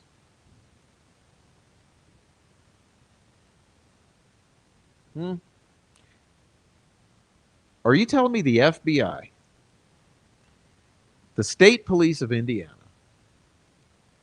the sheriff's office of Carroll County, and the police department of Delphi, you're telling me all of these entities, a multi-agency task force, cannot go and collect all the footage possible and determine when Rick Allen left his mother's house, where he passed on the way to Delphi, when he arrived in the area of the trails, when he might have arrived anywhere near on that other side of the highway.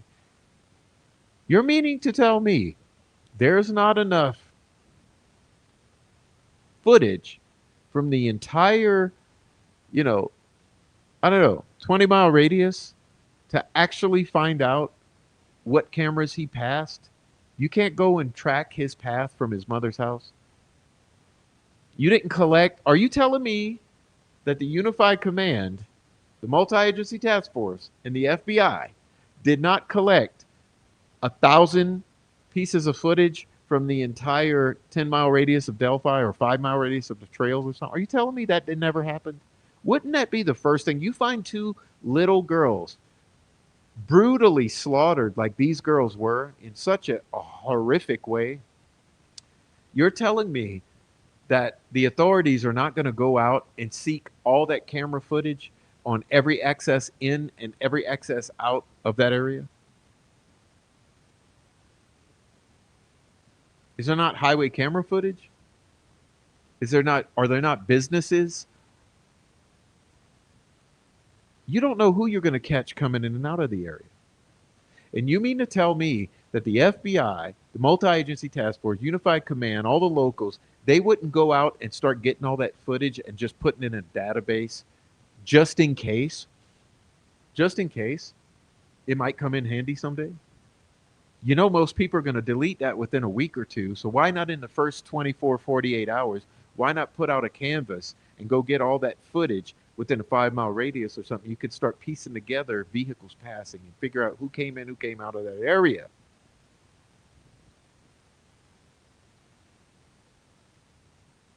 Sorry, getting distracted. All right.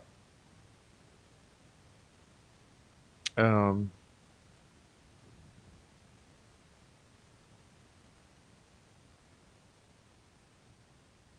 we're here because you haven't found the guy that did this, and I'm not going to turn into that guy. I don't want to become the target of something because, like I said, we watch Dateline every week. We watch everything. It's just one of those. I mean, there's nothing that's going to tie me, and I'm not worried about that. To have people come and start searching my house and stuff. I mean, my wife doesn't even know I'm here talking to people. I mean, I can look for the phone. I'll talk to her. And I mean, obviously, anytime you feel you need that information quicker, I know you can get it. It's not like you can't get it if you want it. I'm not a fucking idiot. Good job, Rick.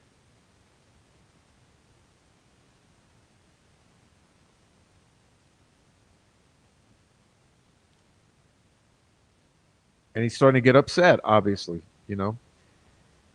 He said, if I thought I had something was useful, by all means, I'd give you anything I had. I just don't know what's going to be useful to you. What kind of guilty person says that? If this is a bloodthirsty, unhinged sexual predator, demon, a predator like Sleuth Intuition wants you to believe, what kind of unhinged sexual predator, monster maniac is going to talk like that? If I thought I had something that was useful, I'd give you anything I had. I just don't know what's going to be useful to you.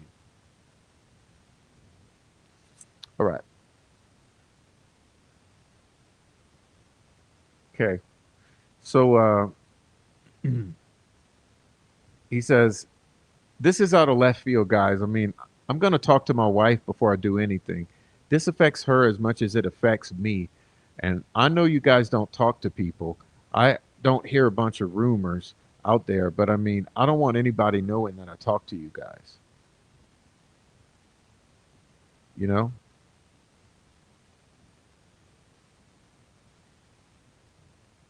So they're trying to pressure him into agreeing to the search, right? Um, he says, "Look, there's a lot. This is Mullen. There's a lot we need to get clarified. We have pictures of an individual that was on the bridge, and to some degree, you've described that individual as wearing yourself as wearing the blue jeans, a jacket, same color. It described a hat. It's hard to see these shoes, but they're kind of brown, okay? And it's a picture that was taken with the phone of one of the girls, okay? If it was taken with the girl's phone, this is absolutely not. I mean, it's not me, but I've never met these girls before. So even if I thought it looked like me, if it was taken with the girl's phone, there's no way it could be. I never met them. And he says, let's just stop here. Of course, they don't stop. He says, I've been dealing with this depression for years. It's not something new. It's not something because I went out and killed girls. Now I've got psychological problems. I've had issues. Did I stick a gun? I know how a gun works, and I wasn't going to shoot myself that night. I was probably a cry for help that night. You're obviously talked to my wife, so it is what it is. But you know, you haven't talked to anybody that knows me. It's been around me, my family, not my family that thinks that I may have been involved in this. And then he keeps going. He says, Tony Liggett's like, yeah, but we got this image. He's wearing a Carhartt jacket, just like you told us. He's wearing the same clothing as you. That's all they got. You see what I mean? You have blue jeans. He said, I said I was probably wearing a black or blue coat. It could have been a Carhartt to zip up with a hoodie. I've had black ones. I've had a blue one or a black one. Like, I guess you know what I told you I was wearing, and saying that's me. You literally want me to be like, you want me to say that's my car. Um, so you see where they're starting to try to slide it. They're like shoehorning him in to this thing, right? So anyway, this is what I want to do. Uh, Towards the end, they bring him. They get him out of the building, right? Let me show you. So they get him out of the building, right? And then, of course, Vito is like a hungry wolf. He's waiting there, and Mullen runs back into the building. See, he runs back into the building. He said, and Vito says, "Did you get anything? You got anything?" And Mullen says, "Just he was wearing the same clothes. He's wearing the same clothes." And Vito says, "I don't want him to go back to his house. I don't mean to arrest him, but," and it cuts off. So why does it cut off there? Why does it abruptly cut there? Where's the footage? Can we FOIA the footage? I don't mean to arrest him, but I mean cuts.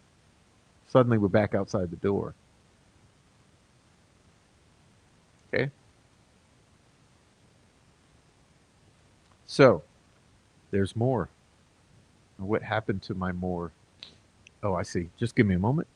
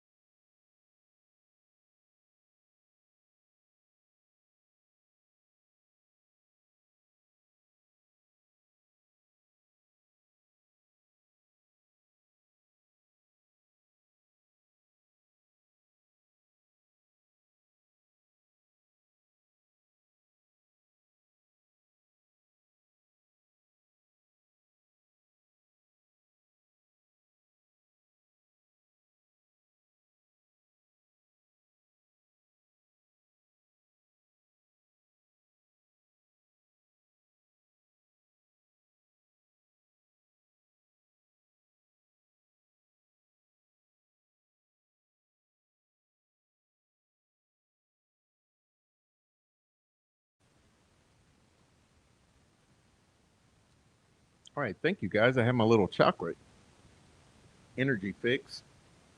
All right, so next up, I want to talk about some things here. What is the fruit of the poisonous tree?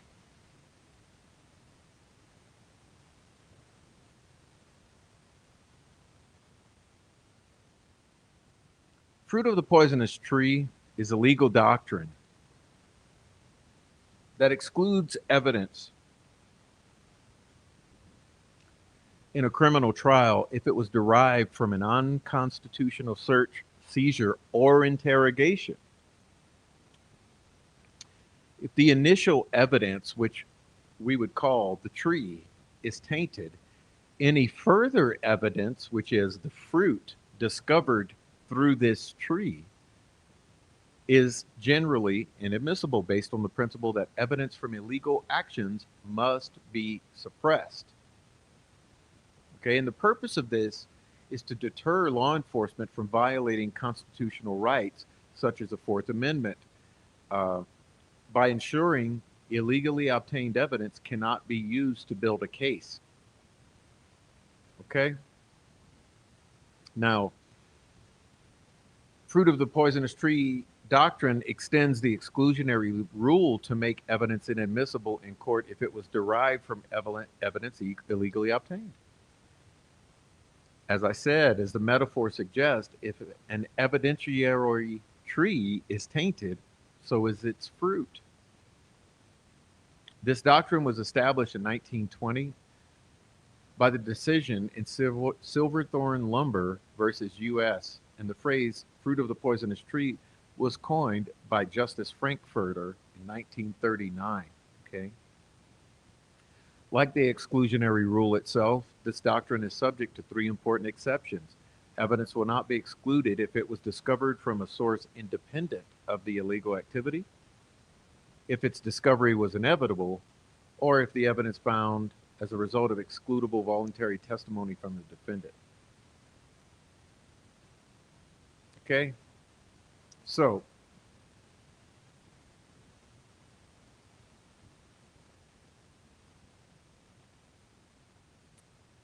apparently, this is how the good old boys of Carroll County run their law enforcement. And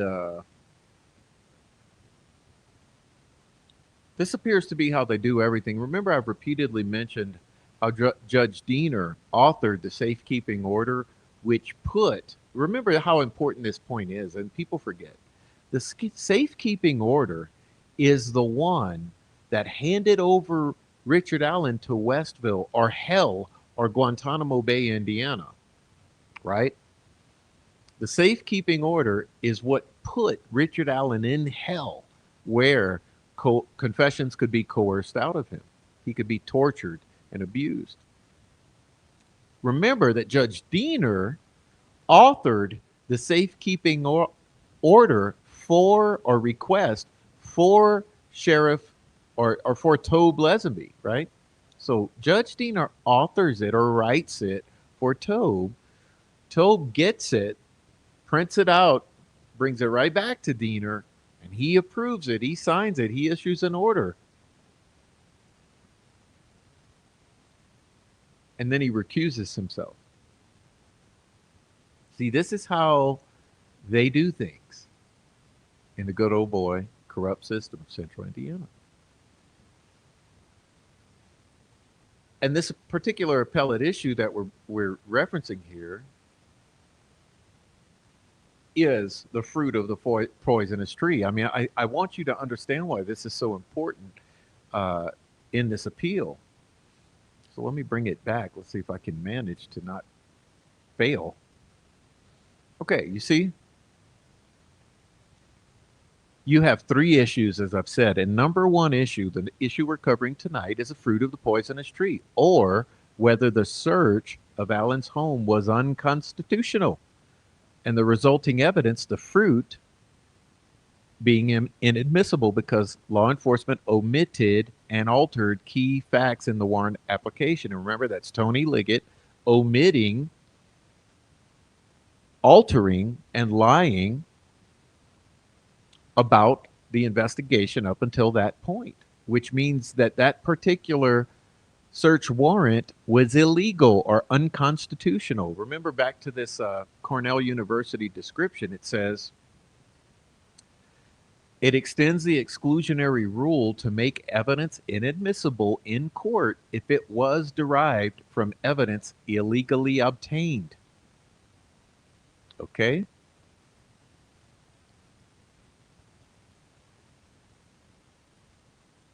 The rule typically even bars testimonial evidence resulting from excludable evidence, such as a confession.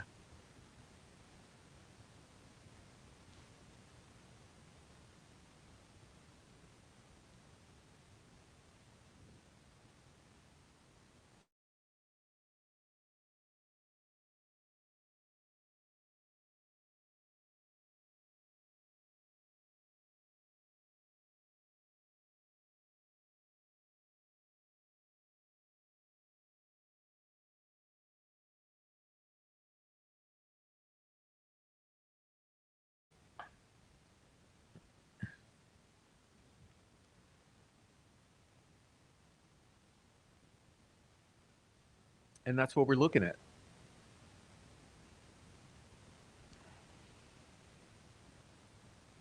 Now, I'm going to bring something up next to talk about, but I'm not going to show you because you don't need to see everything. I mean, let me grab this.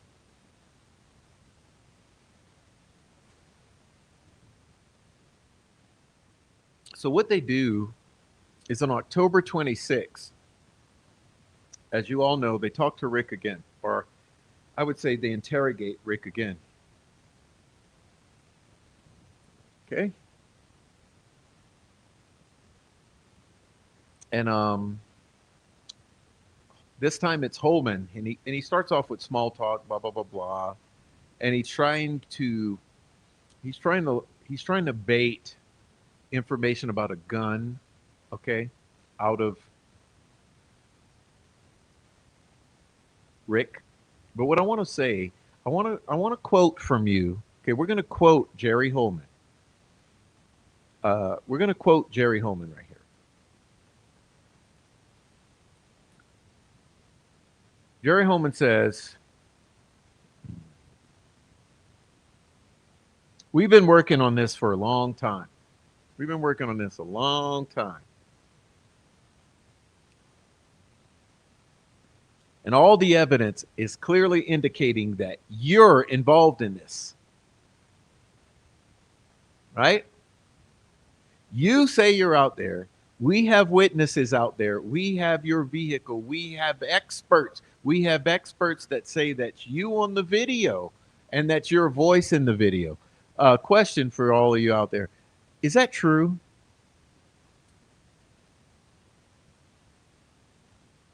Is it true that they have experts that say it's Rick on the video? Is it true that they have experts that say it's Rick's voice on the video?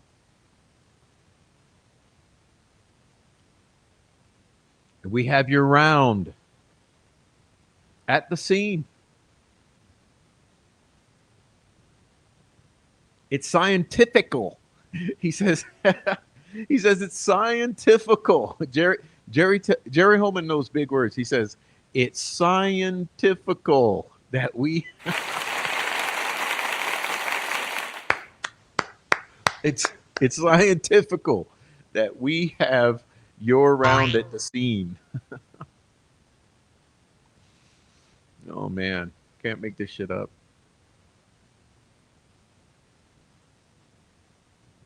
How did it get there, Rick? How did it get there? I don't know how the round got there, Rick says. What I'm telling you, it's not my round. The scientific experts are saying it. I got a report saying that that round came from your gun. I got the prosecutor and investigators ready to lock you up if you don't give us a narrative, if you don't tell us your side. There's two sides to every story.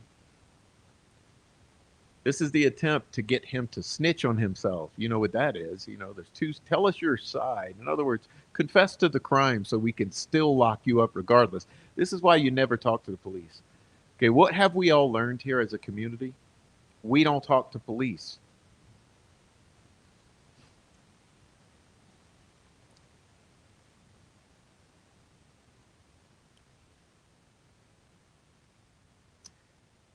And then Holman pulls a gull. Now, what do I mean by that? Holman pulls a gull. He says, the media, listen to this, At the 8 minute and 43-second mark, Jerry Holman says the media is going to portray you as a monster. And you don't want your wife and daughter to hear that, right? The media is going to portray you as a monster. No, the troll farm bloodlusty demons are going to portray you as a monster. So here's your chance to tell us exactly what happened. And Rick says, unlike some people, I care what people think about me. And Jerry says, but there's only one way to get out in front of it, and that's to tell the truth. Tell the truth. Get out in front of it. What happened that day? Tell us. Rick says, I can't tell you what happened that day. Jerry Holman says, there's no doubt in my mind that the evidence clearly indicates that you were involved in this. Are you the mastermind behind this? I don't know. Did someone else set this up? Yeah, Keegan Kline and Tony Klein. The truth will set you free.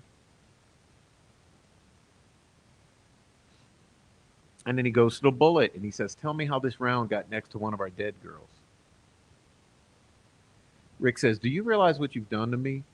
Like, you've talked to people I work with. You've talked to my neighbors. I've got anxiety. I've got all kind of stress and depression. And one thing is, you cannot even think something about me. But if you think something about me, it bothers me.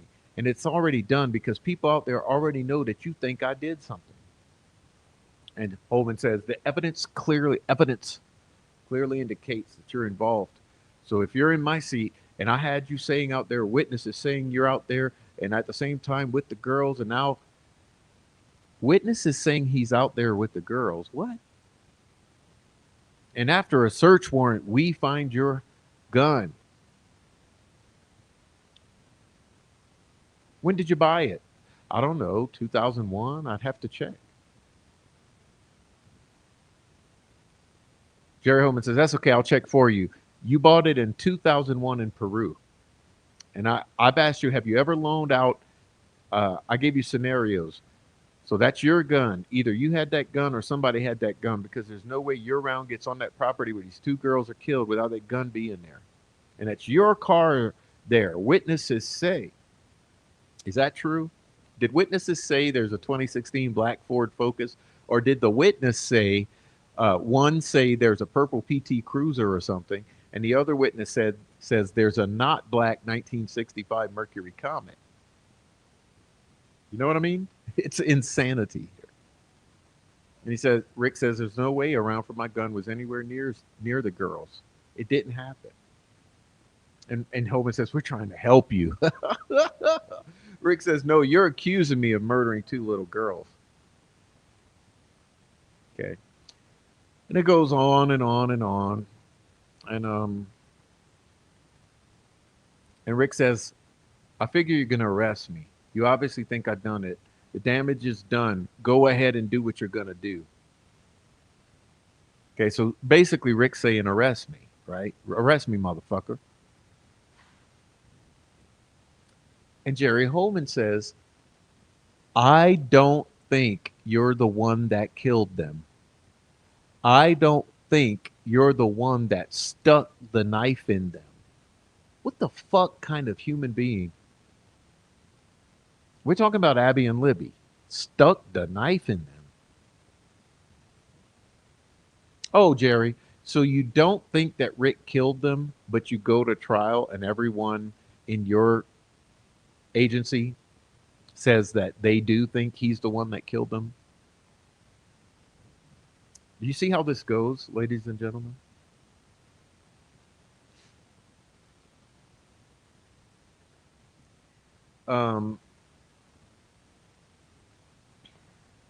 Rick says, I don't understand. All I'm telling you is that there's no way around for my gun ended up next to a murder scene.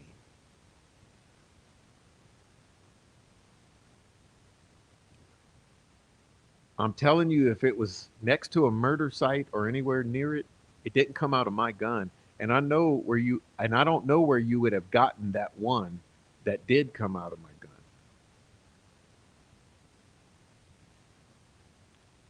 And Holman says, well, you know, the severity of this. You realize the death penalty is on the table for this? And Rick says, you know what? I don't care about living at this point. I've dealt with not wanting to live for 7 or 8 years now. It's been a long effing battle. And so what you guys have done to me, kill me. I don't give a F if you'll make my wife rich. And he says, is that what she wants? Is that what your daughter wants? And Rick says, they don't want any of this to even be happening. And Jerry Holman says, experts are saying you said down the hill to the girls. Which experts? Which experts said Rick is saying down the hill? Because all I remember is hearing Brian Harshman say that in his expert opinion, although he's not an expert, he says in his opinion, it's Rick saying down the hill. There's no expert saying Rick said down the hill. The experts are all saying this. The evidence indicates you were out there. The witnesses saw you. The witnesses saw you. You didn't see anybody else on the bridge. There was a girl that walked up, a lady that walked up and saw you on the platform, Rick. And right after these two girls, they end up dead minutes later. You're the last person to have contact with Abby and Libby. Your weapon, your gun. Rick says, I've never contacted Abby and Libby. I've never even met them.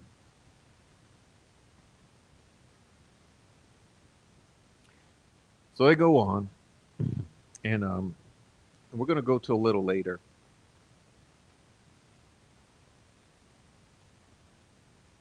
He says the girls have video of you. Experts are saying without a doubt that is you on the bridge. Really? Really? Experts are saying without a doubt that is you on the bridge. Who are those experts? Indiana State Police?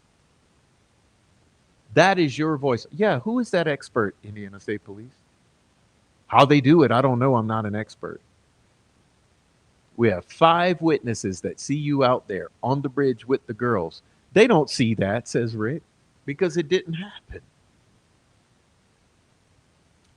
And Jerry Holman says, I'm not lying to you.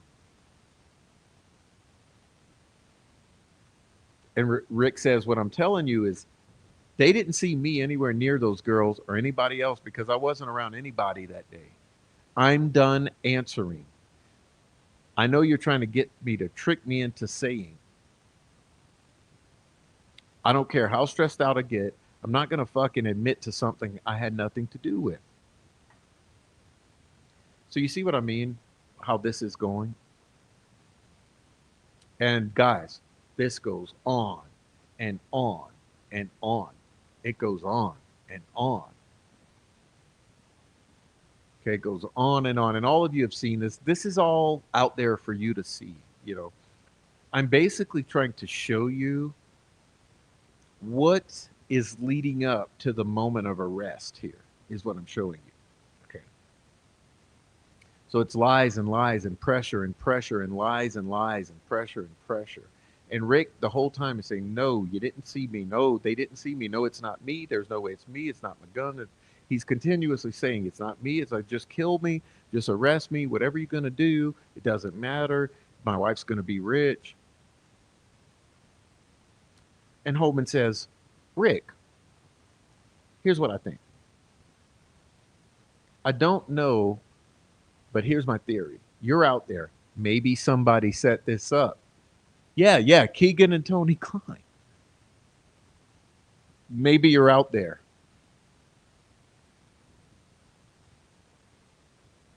We know you have anger issues. Your wife told us before that you have some type of anger issues and depression and, you know, these types of issues. And maybe the girl said something to you. I don't know. Maybe you said go down the hill, which we know. The expert said you say go down the hill. You get there and realize, you know, they piss you off for whatever reason. You racked the gun. You didn't realize you racked the gun to scare them. A round popped out. You see what I mean? So they have this entire fantasy world scenario that they've constructed. And this is what he's pushing at Rick with. And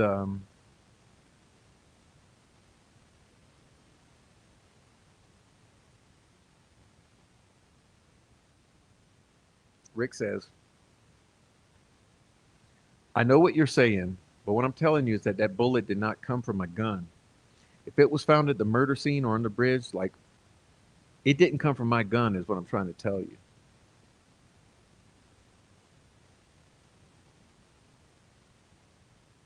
You believe in science. You believe in analytics. You believe our lab that round's been in storage since the 14th of February 2017. I'm telling you, any round involved in this whole damn thing did not come from my gun, says Rick. But we have evidence. And Rick says, I don't carry my gun. I carry my gun if we go fishing along the river or night fishing. I carry my gun if we're going to go out and tromp through the woods mushroom hunting. That's about the only times I even carry my gun.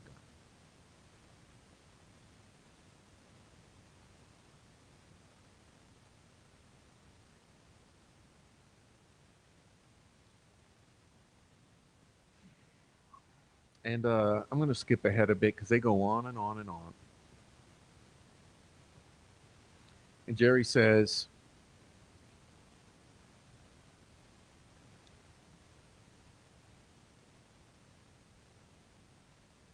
I can't lie to you. Promise you. Jerry says, I can't lie to you. I can't lie and say, hey, I have an official document right here saying that this exam was done on this round and we found it at the scene. I can't make any of that up. I can't lie to you, but he's just lied like more than a handful of times. And Rick again says, what I'm telling you, there's no way that a bullet from my gun ended up anywhere near a murder scene. Okay.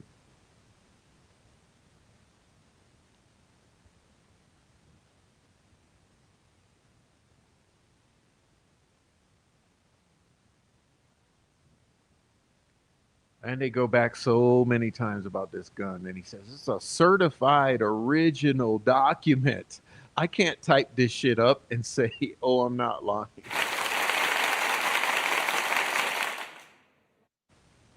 All right. Um,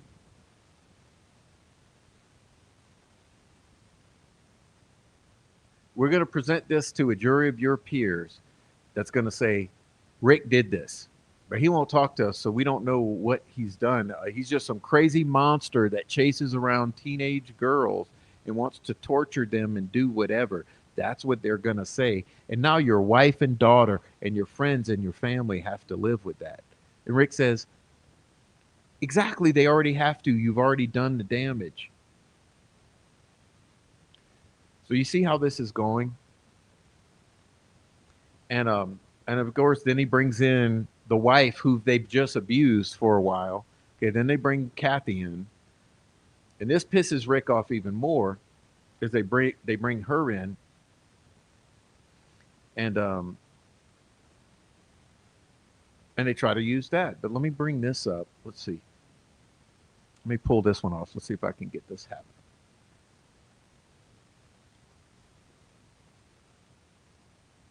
Which means absolutely nothing.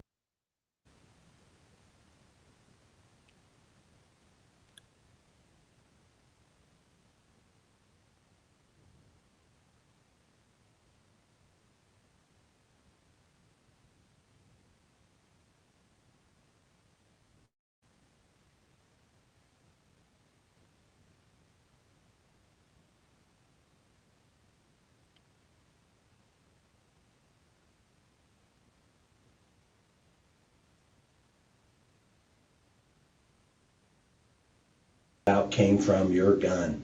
Then And you've told me taken it from somewhere else then.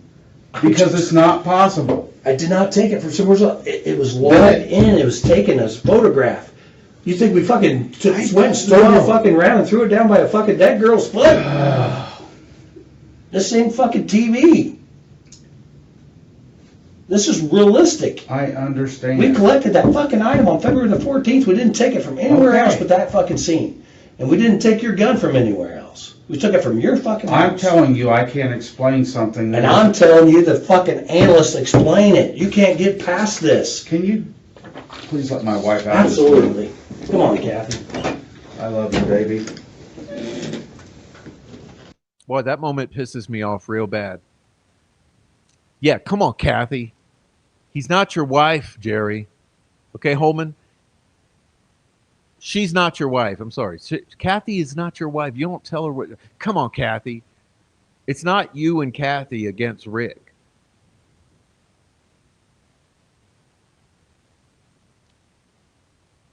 But I want to play this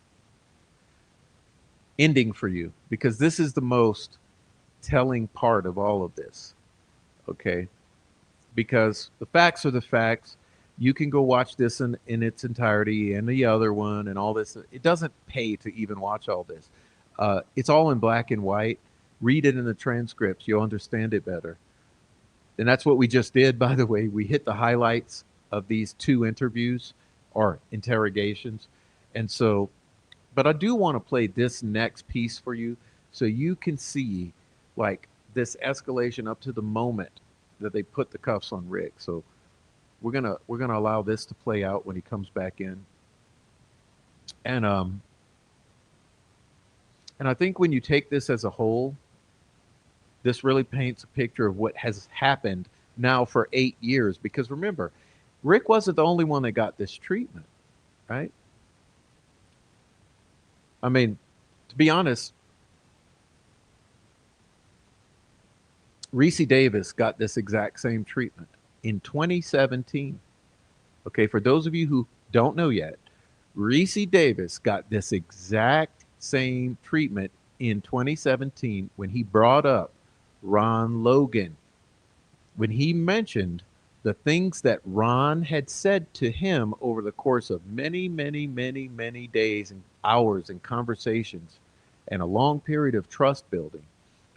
When Reese went to Jerry Holman to give this information about Ron's statements of his knowledge of what transpired, Holman did this same thing that you're about to see to Reese.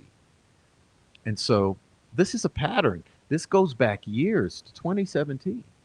And remember, Holman's been over this the entire time. So let's take a little listen at what the outcome of this was and what started this entire thing that we're still addressing to this day.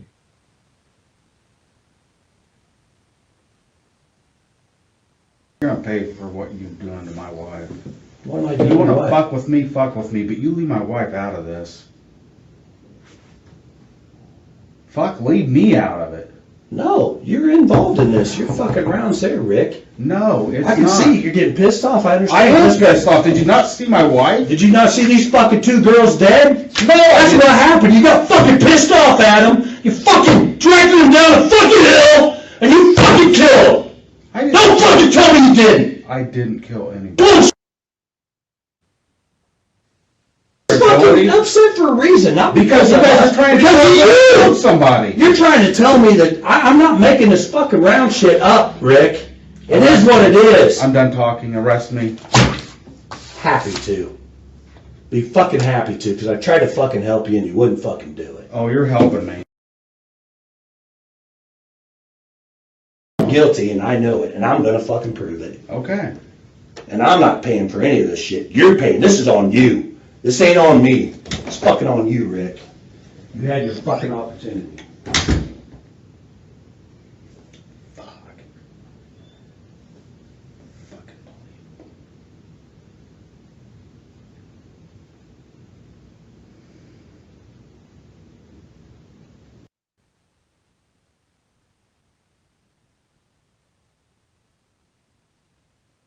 And that is what we call policing in the United States of America in this modern day and age.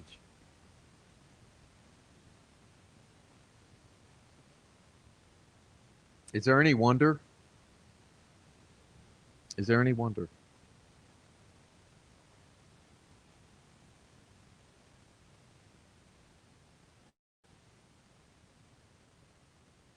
You see, when history looks back upon this whole thing,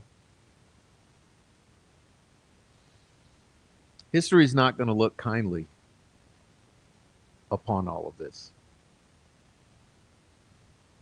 especially when the information that will be coming out in the next days, weeks, and months comes to the surface and you see all that really transpired behind the scenes in this investigation. When you see the multiple examples in terms of evidence of corruption, of intentionally looking away from verified information, from verified whistleblowers, from verified confessions, you will see, like we all see, that this is a wrong, and this wrong must be righted. And whether or not the Court of Appeals or the appellate panel decides to make this right, whether or not post-conviction relief decides to make this right, the Supreme Court decides to make this right, somebody's going to have to make this right. Maybe it's going to be the FBI and some sort of RICO that drops down on this community. But let's be real here. The community of Delphi deserves a RICO. Let's be clear. A RICO is well deserved, and it's probably going to be coming. And so if Indiana had any sort of semblance of self-preservation, Indiana would now, at this point in time, right this wrong.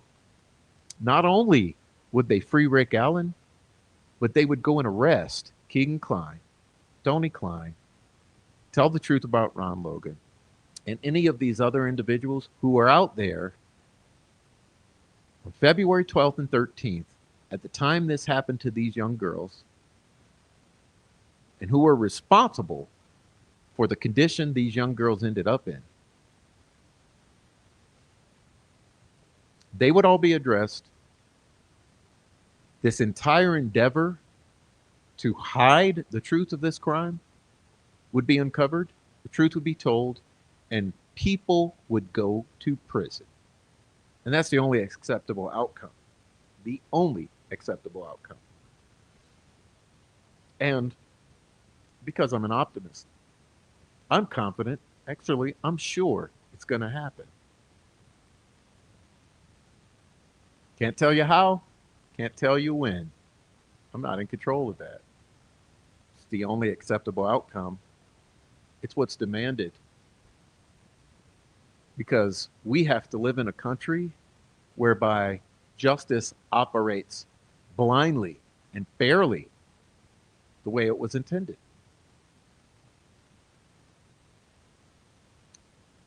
And until that happens, the public's not going to shut up. The honorable law enforcement officers who have knowledge of this and who are involved in this and who have been observing this, they're not going to stop. The good lawyers who see this and the people who were responsible, they all know what's happened. Okay. And let's be real here. We all know what's happened. It's a berry job. Now, question is, why is it a berry job? See, those are the unknowns. They're the known knowns. They are the unknowns. They're the known unknowns and the unknown unknowns. And that's what we're dealing with here, the unknown unknowns. The why, perhaps the most important question. Why? What is being buried? Why is it being buried?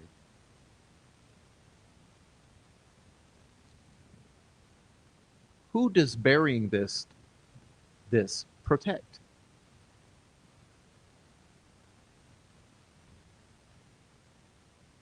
And I think that's the point I'd like to leave you with.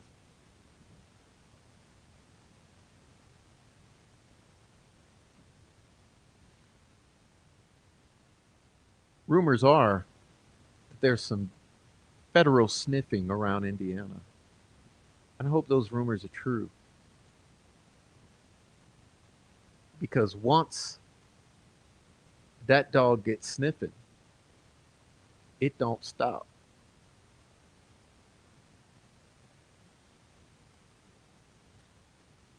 Anyhow, I hope that you all have enjoyed this brief series, um, taking a look at this appellate perspective. Now, remember, this is called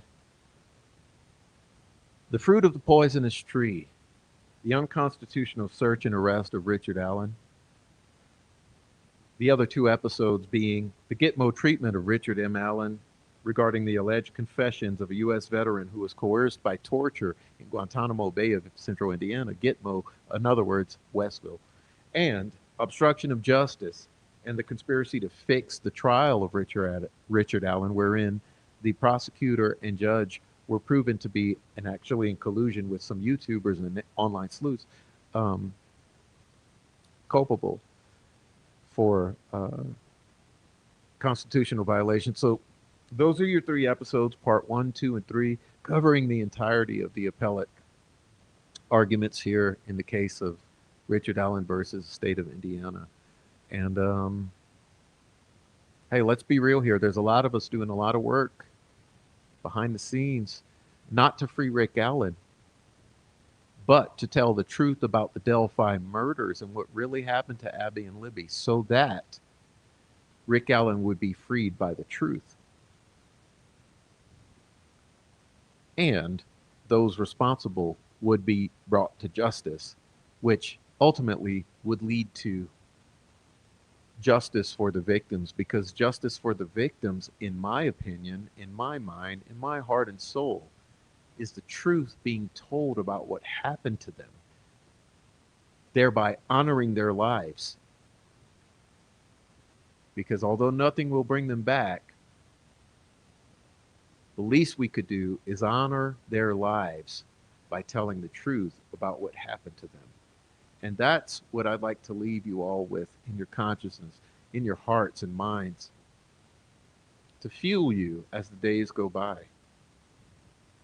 The only acceptable outcome is the truth about what happened to Libby and Abby. That's the closest you ever get to justice, no matter what happens to the perpetrators. Truth is number one.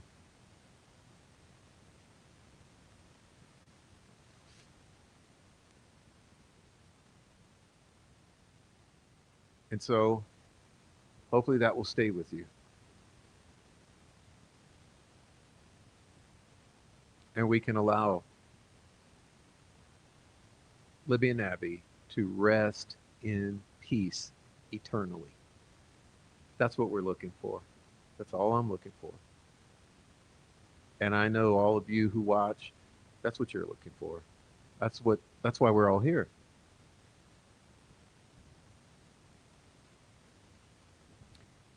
So thanks for coming. Again, any new viewers, I'm so very happy to see you here and appreciate you finding us. We're a great community here, and we care about each other. We love each other. Many of us have become fast friends, and that's not to be taken for granted.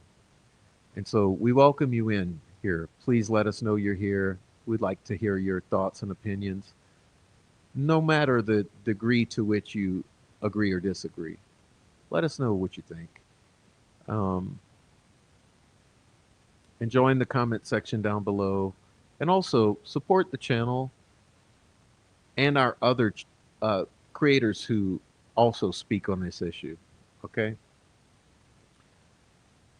And for myself, you can support the channel here, as you see scrolling below at Cash App. You can find my link tree, where in all the manners to support the channel financially, through our other platforms, and our community can be found. So if you need anything, you can find that at the link tree, including how to contact me if you'd like to send an email or anything like that. I appreciate hearing from you.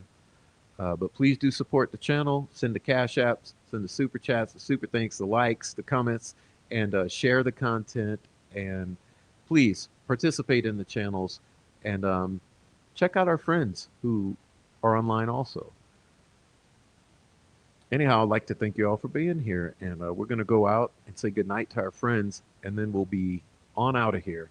And please go watch all the other Delphi related channels, and you form your own opinions. Okay, we appreciate you. So special shout out and thanks to my main mod, Deb. Thanks, Deb, for being here. Appreciate you always. Also, Swade Smith, Kate, Carol, Sarah, Critter Mama, Noe, Kay, Lisa, Bezo Jones. Who else is here? It's a New Day. All Eyes. I'm sorry. Eye of Apophis. All Eyes of Apophis. Buried Answers. Ninja Warrior Assassin. Big Fishy. Victims News on Air. Erica Morse. Okay, who else is in here? Criminal Network, Digital, Christina, Heavy Metal Rehab, Digital, did I say Digital? Who's Her Daddy? True Grit Crime. Who else is in here? Goddess. Everyone who was here, please let your name be seen below so I can tell you thank you if I haven't already called you. Thanks for all the support. David Rogers, MJ Lewis, Swade Smith, everyone who was here tonight, anyone on the replay, thanks for watching. Matt Payton, hello to you. Again, Heavy Metal Rehab, appreciate you. Yeah, and that's it. I think that's it. Now, keep in mind that all of this paperwork that we diligently go through day in, day out, it's all available to you. If you have any trouble finding any of it, shoot me an email. I'll send you a copy. We got everything. All right. So thank you very much. Hey, thank you, Becky. Becky's here. Becky B33. Thank you, Becky. And thanks, everyone. Hug your kids. Hug your wife. God bless. We'll see you next time. Okay. Good night.